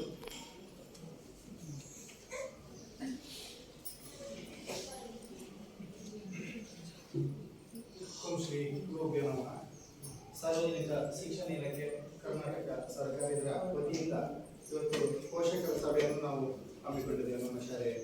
ಬಹುಶಃ ನಮಗೆ ಗೊತ್ತಿರುವ ಹಾಗೆ ಈ ಶಾಲೆಯ ಒಂದು ಸ್ಥಿತಿಗತಿ 2019 ಇಸ್ವಿಯಲ್ಲಿ ಯಾವ ರೀತಿ ಆನಂತರ ಯಾವ ರೀತಿ ಬದಲಾವಣೆ ಆಯಿತು ಎಂಬುದನ್ನು ನಮ್ಮ ಶಾಲಾ ಮುಖ್ಯ ಶಿಕ್ಷಕಿ ನಮಗೆಲ್ಲ ಬಹಳ ಸವಿಸ್ತಾರವಾಗಿ ತಿಳಿಸಿಕೊಟ್ಟಿದ್ದಾರೆ. ಬಹುಶಃ ನಮಗೆಲ್ಲ ಗೊತ್ತಿರುವ ಈ ಶಾಲೆಯ ಅಭಿವೃದ್ಧಿ ಆಗಬೇಕು ಎಂಬಂತ ಒಂದೇ ಒಂದು ಹಿತದೃಷ್ಟಿಯಿಂದ ನಾವೆಲ್ಲ ಸೇರಿಕೊಂಡು ಎಲ್ಲ ಸಮಿತಿಯರು ಇರ್ಬೋದು, ಇವತ್ತು STMC ಇರ್ಬೋದು, ಮತ್ತೆ ನಮ್ಮ ಶಾಲಾ ಮುನ್ಸಿಪಲ್ ಸಮಿತಿ ಇರ್ಬೋದು, ಮತ್ತೆ ಪೋಷಕರು ಇರ್ಬೋದು, ಮತ್ತೆ ಎಲ್ಲ ಮುಖ್ಯ ಶಿಕ್ಷಕ ಇರ್ಬೋದು ಅಥವಾ ಶಿಕ್ಷಕ ವೃಂದ, ಗುರು ವೃಂದ ಏನಿದೆ, ಹಾಗೆ ಹಳೆ ವಿದ್ಯಾರ್ಥಿಗಳು ಎಲ್ಲರೂ ಸೇರಿಕೊಂಡು ನಾವು ಒಗ್ಗಟ್ಟಿನಿಂದ ಈ ಒಂದು ಶಾಲೆಯ ಅಭಿವೃದ್ಧಿಯ ದೃಷ್ಟಿಯಲ್ಲಿ ನಾವೆಲ್ಲ ಶ್ರಮಿಸುವಂಥದ್ದು ಬಹಳ ಅತಿ ಅಗತ್ಯವಾಗಬೇಕು. ಯಾಕಂತ ಹೇಳಿದ್ರೆ ನಮ್ಮ ಮಕ್ಕಳ ಒಂದು ಭವಿಷ್ಯದ ಪ್ರಶ್ನೆ, ನಮ್ಮ ಮಕ್ಕಳ ಒಂದು ಯಾವ ರೀತಿಯಲ್ಲಿ ಅವರು ಬೆಳವಣಿಗೆ ಆಗಬೇಕಾದ್ರೆ ನಾವು ಪ್ರಾಥಮಿಕ ಹಂತದಲ್ಲಿ ಸಿಗುವಂತ ಶಿಕ್ಷಣವೇ ಬಹಳ ಮುಖ್ಯ. ಯಾಕಂತ ಹೇಳಿದ್ರೆ ಪ್ರಾಥಮಿಕ ಹಂತದಲ್ಲಿ ಮಕ್ಕಳಿಗೆ ಯಾವ ರೀತಿ ಶಿಕ್ಷಣ ಸಿಗ್ತದೆ, ಆ ನಂತರ ಆ ಮಟ್ಟಕ್ಕೆ ಅವರು ಉತ್ತಮ ಮಟ್ಟಿಗೆ ಬೆಳಿಬೇಕಾದ್ರೆ ಪ್ರಾಥಮಿಕ ಮಟ್ಟದಲ್ಲಿ ಸಿಗುವಂತ ಶಿಕ್ಷಣ ಬಹಳ ಮುಖ್ಯ. ಯಾಕಂತ ಹೇಳಿದ್ರೆ ನಾವು ಎಲ್ಲ ಸೇರಿಕೊಂಡು ಪ್ರಕಾಶ್ ಸಂಚಯನ ಅವರ ನೇತೃತ್ವದಲ್ಲಿ 2019ರಲ್ಲಿ ನಾವು ಗ್ರಾಮವಾಸ್ತವ್ಯವನ್ನು ಮಾಡುವುದರ ಮುಖಾಂತರ ಮನೆ ಭೇಟಿಯನ್ನು ಮಾಡುವುದರ ಮುಖಾಂತರವಾಗಿ ಇಲ್ಲಿ ಈ ಶಾಲೆ ಉಳಿಬೇಕೆಂಬಂತ ದೃಷ್ಟಿಗೆ ನಾವೆಲ್ಲ ಪ್ರಯತ್ನವನ್ನು ಪಟ್ಟಿದ್ದೇವೆ. ಯಾಕಂತ ಹೇಳಿದ್ರೆ ನಾನು ಈ ಶಾಲೆಯ ಒಬ್ಬ ಹಳೆ ವಿದ್ಯಾರ್ಥಿಯಾಗಿ ಈ ಶಾಲೆ ಒಂದು ಚಿಂತೆ ಯಾವ ರೀತಿಯಲ್ಲಿ ಆಗಬೇಕು, ಈ ಶಾಲೆ ಉಳಿಬೇಕೆಂಬುದರ ಬಗ್ಗೆ ನಮಗೆ ಕೂಡ ಒಂದಷ್ಟು ಬೇಸರ ಇದೆ. ಯಾಕಂದ್ರೆ ನಾವು ಕಲಿತಂತ ಶಾಲೆ ಮುಚ್ಚಿ ಹೋಗಬಾರ್ದು, ಅದು ಉಳಿಬೇಕು, ಅದು ಮುಂದಿನ ಪೀಳಿಗೆಗೆ ಆ ಶಾಲೆ ಯಾವ ರೀತಿಯಲ್ಲಿ ಇತ್ತು ಎಂಬುದನ್ನು ತೋರಿಸಿಕೊಡ್ಬೇಕು ಎಂಬಂತ ಒಂದೇ ಒಂದು ನಮ್ಮಲ್ಲಿ ಇರುವಂತ ಒಂದು ಮನಸ್ಸು. ಅದಕ್ಕೋಸ್ಕರವಾಗಿ ನಾವೆಲ್ಲ ಪ್ರಯತ್ನವನ್ನು ಪಟ್ಟು ಈ ಶಾಲೆ ಈ ಮಟ್ಟಕ್ಕೆ ಬರಬೇಕಾದ್ರೆ ಕೇವಲ ಒಬ್ಬನ ಪ್ರಯತ್ನದಿಂದ ಖಂಡಿತವಾಗಿ ಸಾಧ್ಯ ಇಲ್ಲ, ಎಲ್ಲರೂ ಸೇರಿಕೊಂಡು. ಮುಖ್ಯವಾಗಿ ನಾವು ಎಷ್ಟು ಪ್ರಯತ್ನ ಸಮಿತಿಯವರು ಮಾಡಿದ್ರೆ ಅದು ಅಷ್ಟಲ್ಲ. ಯಾಕಂದ್ರೆ ಮುಖ್ಯವಾಗಿ ಬೇಕಾಗಿರುವಂತದ್ದು ಒಂದು ಶಾಲೆಗೆ ಮಕ್ಕಳ ಒಂದು ಸಂಖ್ಯೆ, ಮಕ್ಕಳು ಎಷ್ಟು ಆ ಶಾಲೆಗೆ ಬರ್ತಾರೆ ಆವಾಗ ಆ ಶಾಲೆ ಉಳಿತದೆ. ಆ ಶಾಲೆಗೆ ಮಕ್ಕಳು ಅತಿ ಹೆಚ್ಚಾಗಿ ಬಂದ್ರೆ ಒಂದಷ್ಟು ಇಲಾಖೆಯು ಕೂಡ ಅದರ ಆ ಶಾಲೆಯಲ್ಲಿ ಈ ರೀತಿಯಲ್ಲಿ ಮಕ್ಕಳಲ್ಲಿ ಕಲಿತಿದ್ದಾರೆ ಎಂಬುದು ಅವರಿಗೆ ಕೂಡ ಮನವರಿಕೆ ಆಗ್ತದೆ. ಅವಾಗ ಒಂದಷ್ಟು ಅನುದಾನ ಇರ್ಬೋದು ಅಥವಾ ಆ ಶಾಲೆಗೆ ಮೂಲಭೂತ ಸೌಕರ್ಯ ಕೊಡಬೇಕೆಂಬುದನ್ನು ಕೂಡ ನಾವು ಅಧಿಕಾರಿಗಳ ಮುಖಾಂತರವಾಗಿ ತಿಳಿಸಿಕೊಡ್ಲಿಕ್ಕೆ ಆಗ್ತದೆ. ಯಾಕಂತ ಹೇಳಿದ್ರೆ ಒಬ್ಬ ನಮ್ಮನ್ನು ಆಳುವಂತ ಶಾಸಕರು ಇರ್ಬೋದು ಅಥವಾ ಪಂಚಾಯತ್ ಇರ್ಬೋದು, ಅವರ ಅಭಿವೃದ್ಧಿಯ ದೃಷ್ಟಿಯಿಂದ ನಮಗೆ ಮೂಲಭೂತ ಸೌಕರ್ಯವನ್ನು ಒದಗಿಸಿಕೊಳ್ಬಹುದು. ಆದ್ರೆ ಮುಖ್ಯವಾಗಿ ಮೌಲ್ಯಾಧಾರಿತವಾದಂತಹ ಒಂದು ಶಿಕ್ಷಣ ಒಂದು ಶಾಲೆಯಲ್ಲಿ ಸಿಕ್ಕಿದ್ರೆ ಮಾತ್ರ ಅದು ಆ ಶಾಲೆ ಉಳಿಲಿಕ್ಕೆ ಮತ್ತು ಮಕ್ಕಳ ಭವಿಷ್ಯ ಒಳ್ಳೆಯದಾಗುತ್ತದೆ. ಅದನ್ನು ಆ ಕೆಲಸವನ್ನು ನಮ್ಮ ಶಾಲೆಯ ಶಿಕ್ಷಕಿಯರು ಗುರುಗಳನ್ನು ಮಾಡ್ತಾ ಇದ್ದಾರೆ ಎಂಬಂತ ಮಾತನ್ನು ಈ ಸಂದರ್ಭದಲ್ಲಿ ಹೇಳುತ್ತಾ ಇನ್ನೂ ಕೂಡ ಹೆಚ್ಚಿನ ಒಂದು ಶಿಕ್ಷಣದ ಒಂದು ಮೌಲ್ಯವನ್ನು ಹೆಚ್ಚಿಸುವಲ್ಲಿ ಅವರ ಪ್ರಯತ್ನ ಕೂಡ ನಿರಂತರವಾಗಿ ಇರ್ತದೆ. ಹಾಗೆ ಒಂದು ನಮಗೆ ಬಹಳ ಖುಷಿ ಏನಂತ ಹೇಳಿದ್ರೆ ಒಂದು 6 ತಿಂಗಳಿನಿಂದ ಈ ಮಕ್ಕಳ ಒಂದು ಇದೇ ಬದಲಾವಣೆ ಇದೆ. ಯಾಕಂತ ಹೇಳಿದ್ರೆ ಒಬ್ಬ PT ಸರ್ ನಮ್ಮ ಶಾಲೆಗೆ ಬಂದ ನಂತರ ಮೊದಲು ಶಿಕ್ಷಣದಲ್ಲಿ ಮಾತ್ರ ಇತ್ತು, ಕೇವಲ ಶಿಕ್ಷಣ ಮಾತ್ರ ಅಲ್ಲ, ನಮಗೆ ಒಟ್ಟಿಗೆ ಏನಂತ ಹೇಳಿದ್ರೆ ಒಂದು ಮಕ್ಕಳ ಭವಿಷ್ಯದ ಬಗ್ಗೆ ಒಂದು ಆಟೋಟ ಸ್ಪರ್ಧೆ ಕೂಡ ಒಂದು ವಿಶೇಷವಾದಂತಹ ಒತ್ತು ಕೊಡುವಂತ ಕೆಲಸ ಆಗಬೇಕಾಗಿದೆ. ಆದ್ರಿಂದ ಉತ್ತಮ ಒಬ್ಬ ಶಿಕ್ಷಕರು ನಮ್ಮ ರಾಷ್ಟ್ರ ಮಟ್ಟದಲ್ಲಿ ಗುರುತಿಸಿಕೊಂಡಂತ ಒಬ್ಬ PT ಸರ್ ನಮ್ಮ ಶಾಲೆಗೆ ಬಂದದ್ದು ಬಹಳ ಒಂದು ಖುಷಿಯನ್ನು ಕೊಟ್ಟಿದೆ. ಆ ಮುಖಾಂತರವಾಗಿ ಬೆಳಿಗ್ಗೆ 8:30 ಗಂಟೆಗೆ ಬಂದವರು ಮಕ್ಕಳನ್ನು ಒಂದು ಆಟ ಆಡಿಸುವಂತ ರೀತಿ ನೋಡಿದ್ರೆ ಬಹಳ ಖುಷಿ ಆಗ್ತದೆ. ಮತ್ತು ಸಾಯಂಕಾಲ ಕೂಡ ಹಾಗೆ ಪಾಠ ಆದ ನಂತರ ಮಕ್ಕಳನ್ನ ಒಂದು ಮೈದಾನವನ್ನು ಆಡಿಸುವಂತದ್ದು ಅವರಿಗೆ ಕೂಡ ಒಂದು ಕಲೆ ಇದೆ. ನಮ್ಮ ಶಾಲೆಯ ಒಂದು ಮಕ್ಕಳನ್ನು ಒಂದು ಅವರಲ್ಲಿರುವಂತಹ ಪ್ರತಿಭೆಯನ್ನು ಹೊರತಂದು ಒಂದು ರಾಷ್ಟ್ರ ಮಟ್ಟಕ್ಕೂ ಅಥವಾ ರಾಜ್ಯ ಮಟ್ಟಕ್ಕೆ ಎಲ್ಲರೂ ಗುರುತಿಸುವಂತಹ ಒಂದು ಪ್ರಯತ್ನ ಆಗಬೇಕು ಅನ್ನೋ ಮಾತ್ರ ನಾವು ದಿನನಿತ್ಯ ನಾವು ಬಂದು ಬೆಳಿಗ್ಗೆ ಮಾತಾಡ್ತೇವೆ, ಅವರ ಹತ್ರ ಅವ್ರು ಹೇಳ್ತಾ ಇದ್ದಾರೆ. ಆದ್ರಿಂದ ಇನ್ನು ಮುಂದಕ್ಕೆ ನಾವು ಏನ್ ಮಾಡ್ಬೇಕಂತ ಹೇಳಿದ್ರೆ ಪೋಷಕರಲ್ಲಿ ಒಂದು ಮನವಿಯನ್ನು ಮಾಡ್ತಾ ಇದ್ದೇವೆ. ಮುಂದಿನ ದಿನದಲ್ಲಿ ನಾವು ಹುಟ್ಟುಹಬ್ಬ ಇರ್ಬೋದು ಅಥವಾ ಬೇರೆ ಬೇರೆ ಒಂದು ದಿನಾಚರಣೆಯನ್ನು ನಾವು ಆಚರಣೆ ಮಾಡ್ತೇವೆ. ಅವಾಗ ನಾವು ಸಿಹಿ ತಿಂಡಿಯನ್ನು ಮಾತ್ರ ಅಲ್ಲ, ಒಂದು ಬಾಲ್ ಇರ್ಬೋದು, ನಟ್ ಇರ್ಬೋದು, ಅಂತದ್ದನ್ನು ಏನಾದ್ರು ಕೊಟ್ರೆ ಮಕ್ಕಳ ಭವಿಷ್ಯಕ್ಕೆ ಒಳ್ಳೆದಾಗ್ತದೆ. ಅದನ್ನು ಆ ಕೆಲಸವನ್ನು ನಾವೆಲ್ಲ ಸೇರಿ ಮಾಡುವ ಅಂತ ಹೇಳುತ್ತಾ, ಮುಂದಿನ ದಿನದಲ್ಲಿ ನಾವೆಲ್ಲ ಸೇರಿಕೊಂಡು ಇನ್ನೂ ಕೂಡ ಉತ್ತಮ ರೀತಿಯಾಗಿ ಒಂದು ಶಾಲೆಯ ಬೆಳವಣಿಗೆ ನಾವೆಲ್ಲ ಸೇರಿಕೊಂಡು ಕೈ ಜೋಡಿಸುವ ಎಂಬಂತ ಮಾತನ್ನು ಹೇಳುತ್ತಾ, ಈ ಸಂದರ್ಭದಲ್ಲಿ ಎಲ್ಲ ಸಮಿತಿ ಅವರ ಪರವಾಗಿ ಪೋಷಕರಿಗೆ ವಿಶೇಷವಾದಂತಹ ಒಂದು ಅಭಿನಂದನೆ ಸಲ್ಲಿಸುತ್ತಾ, ಬಹುಶಃ ನಮ್ಮ ಮುನಿಸಿಪಲ್ ಸಮಿತಿಯ ಅಧ್ಯಕ್ಷರು ಜಯಂತ್ ಕೋಟಿ ಅವರು ಬಂದು ಈ ಸಭೆಯಲ್ಲಿ ಅವರು ಕೂಡ ಕೆಲವೊಂದು ವಿಚಾರವನ್ನು ಹೇಳಲಿಕ್ಕಿತ್ತು, ಆದರೆ ಅನಿವಾರ್ಯ ಕಾರಣದಿಂದ ಅವರಿಗೆ ಇವತ್ತು ಬರಲಿಕ್ಕೆ ಆಗಲಿಲ್ಲ. ಅದರ ಪರವಾಗಿ ನಾನು ಕೂಡ ಈ ಸಂದರ್ಭದಲ್ಲಿ ನಿಮಗೆ ಅಭಿನಂದನೆ ಸಲ್ಲಿಸುತ್ತಾ ನನ್ನ ಎರಡು ಮಾತನ್ನು ಮುಗಿಸ್ತೇನೆ. ನಮ್ಮೆಲ್ಲ ಮಾಹಿತಿಗಳಿಗಾಗಿ ಇನ್ನು ಮುಂದೆ ಗ್ರಾಮ ಪಂಚಾಯತ್ ಕುಡಿಯ ನೀರು ನೈರ್ಮಲ್ಯ ಉಪವಿಭಾಗ ಬೆಳ್ತಂಗಡಿ ಇದರ ಸಹಾಯಕ ಕಾರ್ಯಪಾಲಕ ಅಭಿಯಂತರರಾದ ಶ್ರೀಯುತ ಜಗದೀಪ್ ಇವರು ಸಭೆಯನ್ನು ಉದ್ದೇಶಿಸಿ ಮಾತನಾಡಬೇಕಾಗಿ ಕೇಳಿಕೊಂಡಿದ್ದಾರೆ.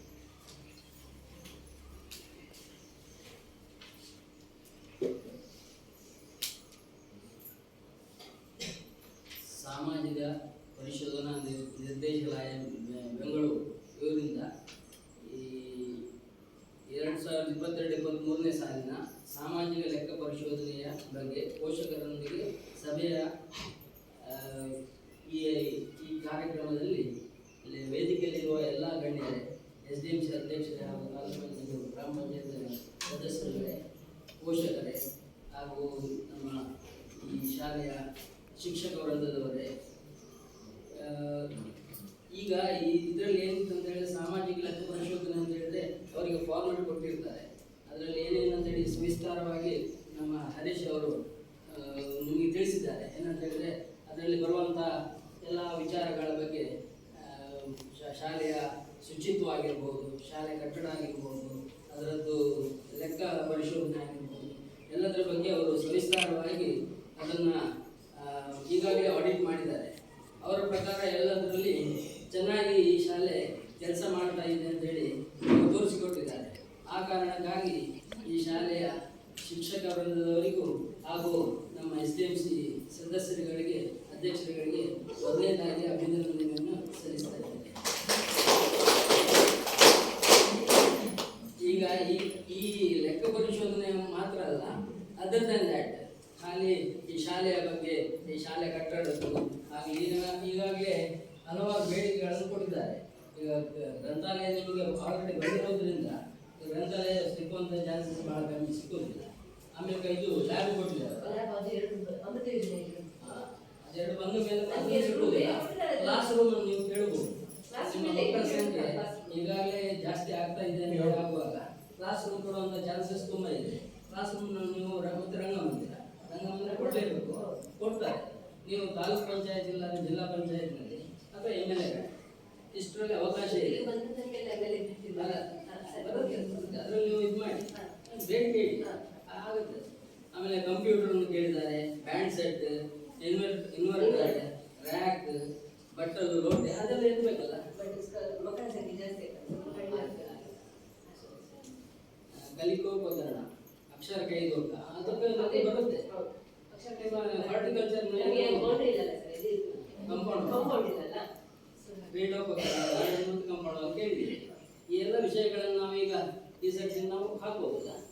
ಇದನ್ನೆಲ್ಲ ನಾವು ಈ ಬೇಡಿಕೆಗಳನ್ನು ನಾವು ಮೇಲಿನ ಅಧಿಕಾರಿಗಳಿಗೆ ಕಳಿಸ್ಕೊಡ್ತೇವೆ. ಕಂಪೌಂಡ್ ವರ್ಗ ನಮ್ಮ ತಾಲೂಕು ಪಂಚಾಯತ್ ಇದು NRJ ಅವಕಾಶ ಇದೆ, NRJ ಮಾಡಲಿಕ್ಕೆ ಅವಕಾಶ ಇದೆ ಅಲ್ಲ, ಕಂಡಿದೆ. ಆದರೆ ಅದು 54 ಅಂದರೆ ಮೆಟೀರಿಯಲ್ ಪೇಮೆಂಟಿಗೆ ಸಮಸ್ಯೆ ಆಗ್ತಾ ಉಂಟು. ಅಂದರೆ ಈಗ ವರ್ಕ್ ಆಗುದಿಲ್ಲ ಅಲ್ವಾ. ಈಗ ಕೃಷಿ ಇಲಾಖೆಯಿಂದ ಒಂದಷ್ಟು ಜನ ಅಡಿಕೆ ನೆಟ್ಟರೆ 60% ಒಂದಷ್ಟು ಲೇಬರ್ ಕೆಲಸ ಆದರೆ ಮೆಟೀರಿಯಲ್ ಪೇಮೆಂಟ್ ಆಗ್ತದೆ. ಕೃಷಿ ಇಲಾಖೆ ನಮ್ಮ ಪೇಮೆಂಟ್ ಆಗೋದು ಲೇಬರ್ ಕಡಿಮೆ ಉಂಟು. ಕಳೆದ ಬಾರಿಯ ಲೆಕ್ಕದಲ್ಲಿ ತಾಲೂಕಿನಲ್ಲಿ ಪ್ರಥಮ ಇತ್ತು ನೋಡಿ. ಈ ವರ್ಷ ತುಂಬ ಅದರಲ್ಲಿ ಟ್ರೈ ಮಾಡಿ, ಅದರಲ್ಲಿ ಆಗುತ್ತೆ. ಅಟ್ಲೀಸ್ಟ್ ಎದುರಿನ ಭಾಗಕ್ಕಾದ್ರೆ ರೋಡ್ನ ಸೈಡ್ಗೆ ಮಕ್ಕಳು ಆದಷ್ಟು. ಅಂದ್ರೆ ಇಲ್ಲಿ ದೊಡ್ಡ ಸಮಸ್ಯೆ ಅಂತ ಹೇಳಿದ್ರೆ ಜನರಿಗೆ ಒಂದಷ್ಟು ಗ್ರಾಮ ಸಭೆಗಳಿಗೆ ಒಂದು ಇಲಾಖೆ, ಇಲ್ಲಿ ಇಷ್ಟು ಜನ ಬಂದು ಸಹ ಒಂದು ಗ್ರಾಮ ಸಭೆಯಲ್ಲಿ ಬಂದು ಮಾತಾಡುದಿಲ್ಲ ಎಲ್ಲ ಇಲಾಖೆ ಜೊತೆ. ಉದ್ಯೋಗಗಳ ಬಗ್ಗೆ ಸೇರಿಸಿ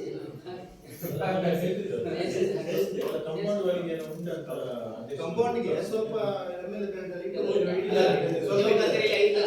ಏನಂತ ಹೇಳಿದ್ರೆ ಅದು ಈ ಕಡೆಯಿಂದ ಸ್ವಲ್ಪ ಹೋಗ್ತದೆ. ಈಗ 3 ಲಕ್ಷ 5 ಲಕ್ಷ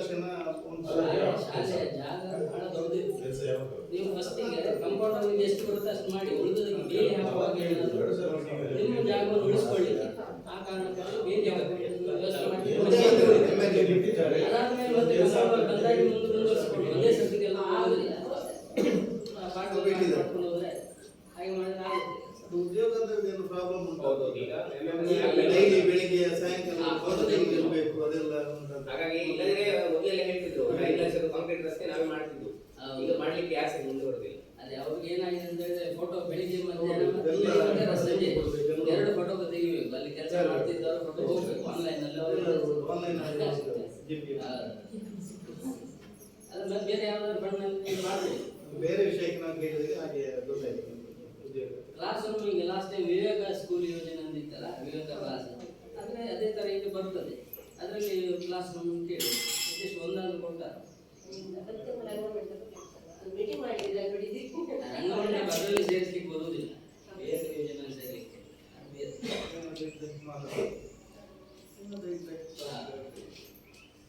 ಇಲ್ಲಿ ಎಲ್ಲ SDM ಇಲ್ಲಿ ಜನರಿಗೂ ಬಹಳ ಇಂಟ್ರೆಸ್ಟ್ ಇದೆ. ನಾನು ಇಲ್ಲಿ ನೋಡಿದ್ರೆ ನೀವು ನೋಡಿದ್ರೆ ಎಲ್ಲರಿಗೂ ತುಂಬಾ ಇಂಟ್ರೆಸ್ಟ್ ಇದೆ. ಮಕ್ಕಳ ಸಂಖ್ಯೆ ಜಾಸ್ತಿ ಆಗಿ ಮತ್ತೆ ನಾನು ಬೇರೆ ಶಾಲೆಗಳಿಗೆ ಹೋಗ್ತೇನೆ, ಅದರಲ್ಲಿ ಎಷ್ಟು ಶುಚಿತ್ವ ಮಾಡಿ ಕಂಡಿರುವಂತ ಬಹಳ ಕಮ್ಮಿ, ಇದನ್ನು ಬಹಳ ನೀಟಾಗಿ ಇಟ್ಟಿದ್ದೇವೆ. ಹಾಗಾಗಿ ಎಲ್ರಿಗೂ ಅಭಿನಂದನೆಗಳು.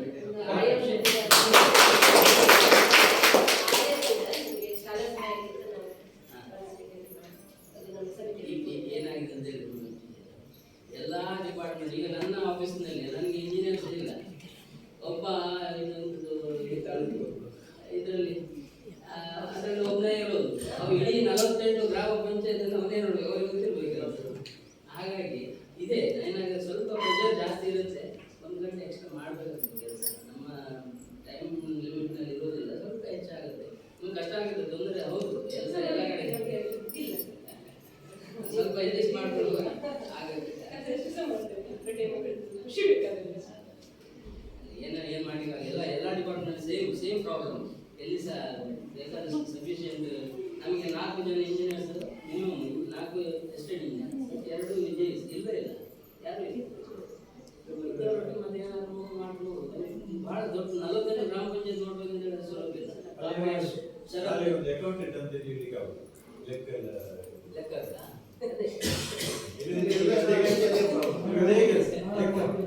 ಇವರಿಗೆ ಶಿಕ್ಷಣ ಇಲಾಖೆಗೆ ಅದನ್ನು ಇವರು ವರದಿಯನ್ನು ಕೊಟ್ಟರೆ ಎಲ್ಲ ಶಾಲೆಗೆ ಹಾಗೆ ಅಲ್ಲ, ಈಗ ನನ್ನ ಲೆಕ್ಕದಲ್ಲಿ 9ನೇ ದಿನಕ್ಕೆ ಬಿ ಅವರ ಪ್ರತಿಭಟನೆ ಆಗ್ತಾ ಉಂಟು. ಹಾಗೆ ಶಿಕ್ಷಕರು ಕೂಡ ನನ್ನ ಲೆಕ್ಕದಲ್ಲಿ ಅಂಥದ್ದೇ ಒಂದು ಏನಾದರೂ ಕಮಿಟಿಯನ್ನು ಈಗ ಉಂಟು. ಇಲ್ಲಿ ಶಿಕ್ಷಕರ ಬೇಡಿಕೆ ಇರ್ತದೆ, ಇಲ್ಲಿನ ಪೋಷಕರೇ ಹೇಳ್ತಿದ್ದಾರೆ ನಮ್ಮ ಟೀಚರ್ಸ್ಗಳಿಗೆ ಮಕ್ಕಳ ಬಗ್ಗೆ ಕಾಳಜಿ ವಹಿಸಿದ್ದಕ್ಕೆ ಜಾಸ್ತಿ ಆಗುತ್ತೆ. ಎಲೆಕ್ಷನ್ ಎಲ್ಲದಕ್ಕೆ ಇವರನ್ನೇ ಆಗ್ತದೆ. ಅದನ್ನು ನೀವು ಏನಾದ್ರು ಮಾಡಿ ಪೋಷಕರೆಲ್ಲ ಒತ್ತಾಯ ಮಾಡ್ತಿದ್ದಾರೆ ಸರ್ಕಾರ ಸ್ವಲ್ಪ ಕಿವಿ ಹಾಗಾಗಿ ನಾವು ಈಗ ನೋಡಿದ ಹಾಗೆ ನಿಮ್ಮ ಎಲ್ಲ ಕೆಲಸ ಕಾರ್ಯಗಳು ಚೆನ್ನಾಗಿರೋದ್ರಿಂದ ಏನು ಜಾಸ್ತಿ ಹೇಳಿಲ್ಲ. ಈಗಾಗಲೇ ಎಲ್ಲರೂ ಹೇಳಿದ್ದಾರೆ, ನೀವು ನಿಮ್ಮ ಕೊಟ್ಟಿದ್ದೀರ. ಇದನ್ನೆಲ್ಲ ನಮ್ಮ ಹರೀಶ್ ಅವರು ಅವರ ವರದಿಯಲ್ಲಿ ಮುಂದುವರಿಸ್ತಾರೆ ಅಂತ ಹೇಳಿ ನಮಗೆ ಅವಕಾಶ ಮಾಡಿಕೊಟ್ಟಿದ್ದಾರೆ. ಧನ್ಯವಾದಗಳನ್ನು ತಿಳಿಸುತ್ತಾ 2 ಮಾತುಗಳನ್ನು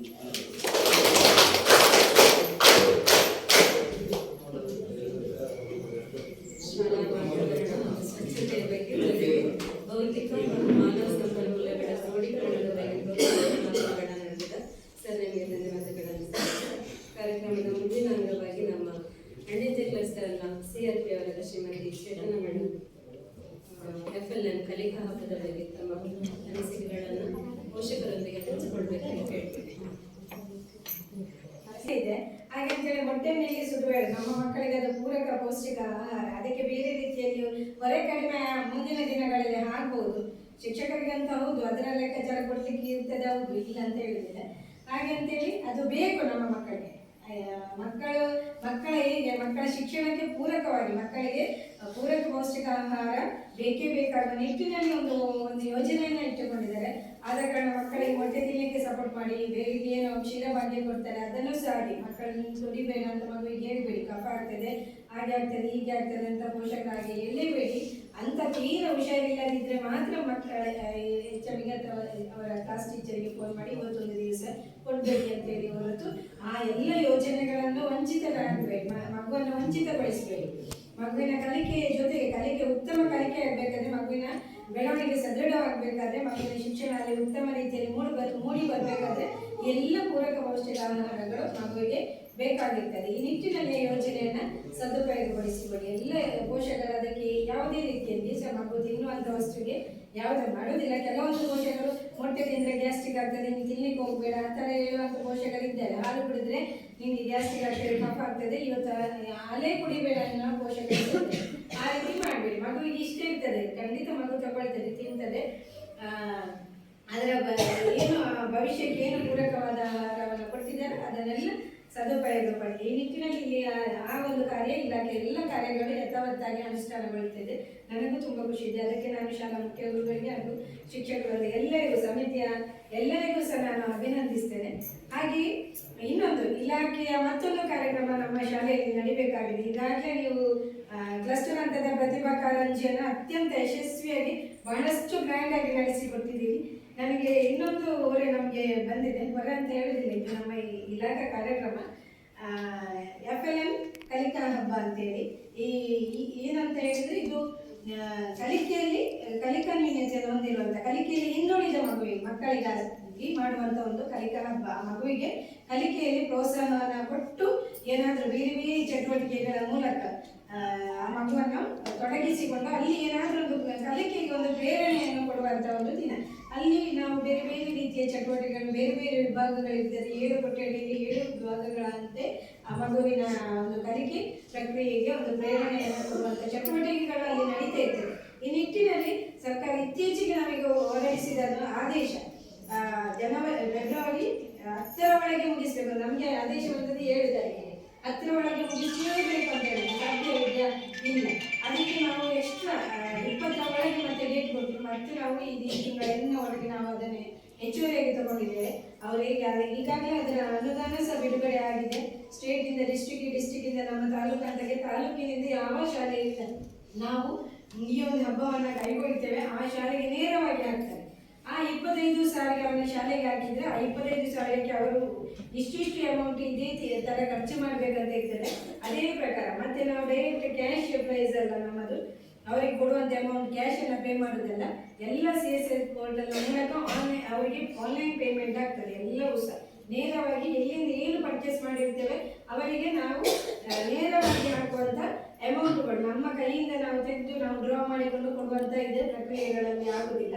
ಅಲ್ಲಿ ಸಹ ಹಾಗೆ ಬಿಲ್ ಇಡುವಾಗ ಸಹ ನಮಗೆ ಭಾರಿ ಜಾಗ್ರತೆಯಿಂದ ಬಿಲ್ ಇಡಬೇಕಾಗ್ತದೆ. ಆಡಿಟ್ ಇರ್ತದೆ, ಆಡಿಟಲ್ಲಿ ಅಬ್ಜೆಕ್ಷನ್ ಆಗ್ತದೆ. ಕೆಲವೊಂದು GST ಬಿಲ್ ಇಲ್ಲದಿದ್ದರೂ ಸಹ ನಮಗೆ ಅಲ್ಲಿ ಸಮಸ್ಯೆಯನ್ನು ತಂದೊಡ್ತದೆ. ಅದಕ್ಕೆ ಹೆಚ್ಚಾಗಿ ನಮಗೆ ಯಾವ ರೀತಿ ಮೇಡಮ್ ಹೇಳಿದ್ರು, ನಮಗೆ ಈಗಾಗಲೇ ಮಾಡಿದ್ದೇವಲ್ಲ ಮೇಡಮ್, ಪೋಷಕರಿಗೆ ಸಹ ನಾವು ತುಂಬ ಹೊರೆ ಕೊಟ್ಟಾಗ್ತದೆ, ಪೋಷಕರು ತುಂಬ ವಿಷಯದಲ್ಲಿ ನಮಗೆ ಸ್ಪಂದಿಸ್ತಾ ಇದ್ದಾರೆ ಅಂತೇಳಿ ಹೇಳಿದ್ರು. ಆದರೂ ಇಲ್ಲ, ನಾವು ಆ ದುಡ್ಡಿನಲ್ಲಿ ಎಷ್ಟು ಆಗ್ತದೆ ಅಷ್ಟು ಕಡಿಮೆ ಇದ್ದಾರೆ. ನಮಗೆ ಅಲ್ಲಿ ಮುಖ್ಯವಾಗಿ ಬೇಕಾದದ್ದು ಇಲಾಖೆ ಏನು ಆಶಿಸ್ತದೆ ಅದಕ್ಕೆ ಹೆಚ್ಚು ಗಮನ ಕೊಡ.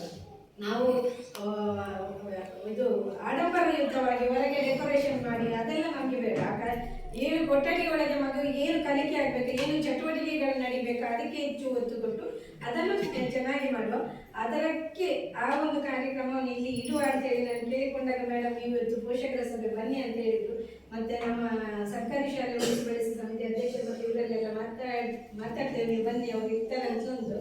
ಹಾಗೆ ನಾನು ಮಾತನಾಡುವ, ನಿಮ್ಮ ಸಹಕಾರವಿರಲಿ, ಇದು ನಮ್ಮ ಇಲಾಖೆ ಕಾರ್ಯಕ್ರಮ ನಮ್ಮ ಮಕ್ಕಳಿಗಾಗಿ ಅಂತ ಹೇಳ್ತೇನೆ.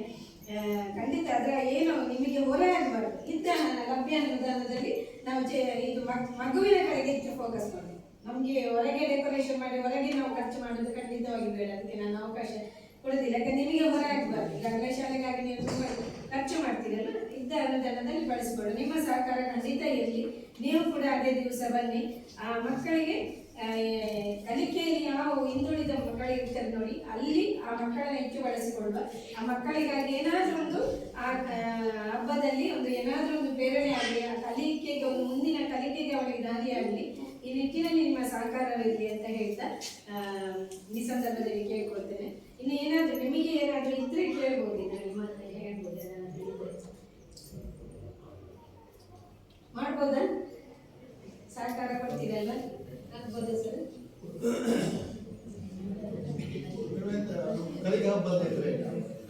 ಕಲಿಕೆಯಲ್ಲಿ ಹಿಂದುಳಿದ ಮಗುವಿಗೆ ಒಂದು ಕ್ಲಸ್ಟರಲ್ಲಿ 110 ಮಕ್ಕಳಿಗೆ, ಅಂದ್ರೆ ನಮ್ಮಲ್ಲಿ ಈಗ ಎಷ್ಟು 5 ಶಾಲೆ ಬರ್ತದೆ, ಸರ್ಕಾರಿ ಶಾಲೆ, ಪ್ರಾಥಮಿಕ ಶಾಲಾ ಮಕ್ಕಳು ಥಿಂಕ್ ಮಾಡ್ತದೆ. ಅಲ್ಲಿ ಅವರಿಗೆ ಒಂದು ಚಿತ್ರವನ್ನು ತೋರಿಸಿ ಮತ್ತೊಂದು ಇದನ್ನು ಕೊಡುದು, ಆ ಮಗು ಯೋಚನೆ ಮಾಡ್ತದೆ, ಆ ಚಿತ್ರ ನೋಡಿ ಇದು ಹೀಗೆ ಹೀಗೆ ನನ್ನ ಅವರ ಮಗು ಹೇಳ್ತದೆ. ಮಗು ಈ ಚಿತ್ರ ಕೊಟ್ಟು ಮಗುವಿನ ಕಥೆಯನ್ನ ಓಡಿಸಿ ಹೇಳ್ತದೆ, ಕತೆ ಓಡಿಸಿ ಹೇಳುವಂಥದ್ದು, ಕತೆ ಕಟ್ಟುವುದನ್ನು ಹೇಳ್ತಾರೆ. ಆದ ನಂತರ ಅಲ್ಲಿ ಗಣಿತಕ್ಕೆ ವಿಷಯ ಮೋಜಿನ ಗಣಿತ ಅಂತೇಳಿ, ಸಂತಸದಾಯಕ ಗಣಿತ ಅಂತೇಳಿ ಬರ್ತದೆ. ಗಣಿತಕ್ಕೆ ಸಂಬಂಧಿಸಿದಾಗ ಅಂಕೆಗಳನ್ನು ಕೊಡುದು, ಸಂಖ್ಯೆಗಳನ್ನು ಪರಿಚಯ, ಕೆಲವು ಮಕ್ಕಳಿಗೆ ಸಂಖ್ಯೆಗಳ ಪರಿಚಯವೇ ಇರುವುದು, ಅಲ್ಲಿ ಸಂಖ್ಯೆಗಳನ್ನು ಪರಿಚಯ ಮಾಡುದು. ಮತ್ತೆ ಹಿಂದಿನ ಮತ್ತೆ ಮುಂದಿನ, ಈಗ 2 ಕೊಟ್ಟರೆ 2 ಹಿಂದಿನ ಸಂಖ್ಯೆ ಯಾವುದು, 2ರ ಮುಂದಿನ ಸಂಖ್ಯೆ ಯಾವುದು, ಮತ್ತೆ ಕ್ರಮಾನುಗತವಾಗಿ ಸಂಖ್ಯೆಗಳ ಪರಿಚಯ ಮಾಡಿಕೊಳ್ಳುವುದು. 1 ಆದ ನಂತರ 4, 2 ಬರ್ತದೆ, 2 ಆದ ನಂತರ 3, ಆ ಕ್ರಮಾನುಗತ ಸಂಖ್ಯೆ ಪರಿಚಯ ಮಾಡುವುದು, ವಸ್ತುಗಳನ್ನು ಕೊಟ್ಟು ಈ ರೀತಿಯ ಮಕ್ಕಳಿಗೆ. ಆದ ನಂತರ ಮೆಮೊರಿ ಅಂತ ಇರ್ತದೆ, ಟ್ರೆಷರ್ ಅಂಡ್ ಮೆಮೊರಿ ಅಂದ್ರೆ ಮಗುವಿಗೆ ವಸ್ತುಗಳನ್ನು ಇಟ್ಟು ಒಂದು ಸ್ವಲ್ಪ ನೋಟ್ ಕೇಳುದು, ಹೇಳಿದ ನಂತರ ನೋಟ್ ಕೇಳುದು, ಆದ ನಂತರ ನಾವು ಅವನಿಗೆ ಅವನು ನೋಡಿದಂತ ವಸ್ತುಗಳನ್ನು ನೆನಪಿಸಿ ಅವನಿಗೆ ಹೇಳಬೇಕು, ನೆನಪಿಸಿ ಹೇಳುವಂಥದ್ದು. ನಂತರ ಬರುವಂಥದ್ದು ರಸ ಪ್ರಶ್ನೆ ಬರ್ತದೆ. ಅವನ 1ರಿಂದ ಇದು ಇರುವಂಥದ್ದು 1ರಿಂದ 5ನೇ ತರಗತಿ ಮಕ್ಕಳಿಗೆ ಮಾತ್ರ. ಆ 1ರಿಂದ 5ನೇಗೆ ಪರಿಸರ ಅಧ್ಯಯನ, ಗಣಿತ, ಕನ್ನಡ ಆ ವಿಷಯಕ್ಕೆ ಸಂಬಂಧಿಸಿದಾಗೆ ರಸ ಪ್ರಶ್ನೆಗಳು ಆ ಮಗುವಿಗೆ ಇರ್ತದೆ. ಆದ ನಂತರ ಒಂದು ಪೋಷಕರ ಸಹ ಸಂಬಂಧ ಮತ್ತೆ ಕತೆ, ಅಲ್ಲಿ ಮಕ್ಕಳ ಸಹ ಸಂಬಂಧ ಮತ್ತೆ ಪೋಷಕರ ಸಹ ಸಂಬಂಧ ಅಂತ ವಲಯ ಅಂತಲ್ಲಿ ಬರ್ತದೆ. ಅಲ್ಲಿ ಸಾಗಿ ಒಂದು ಮೊದಲು ನೋಡಿದ್ದೀವಿ ಇದ್ದಾರೆ.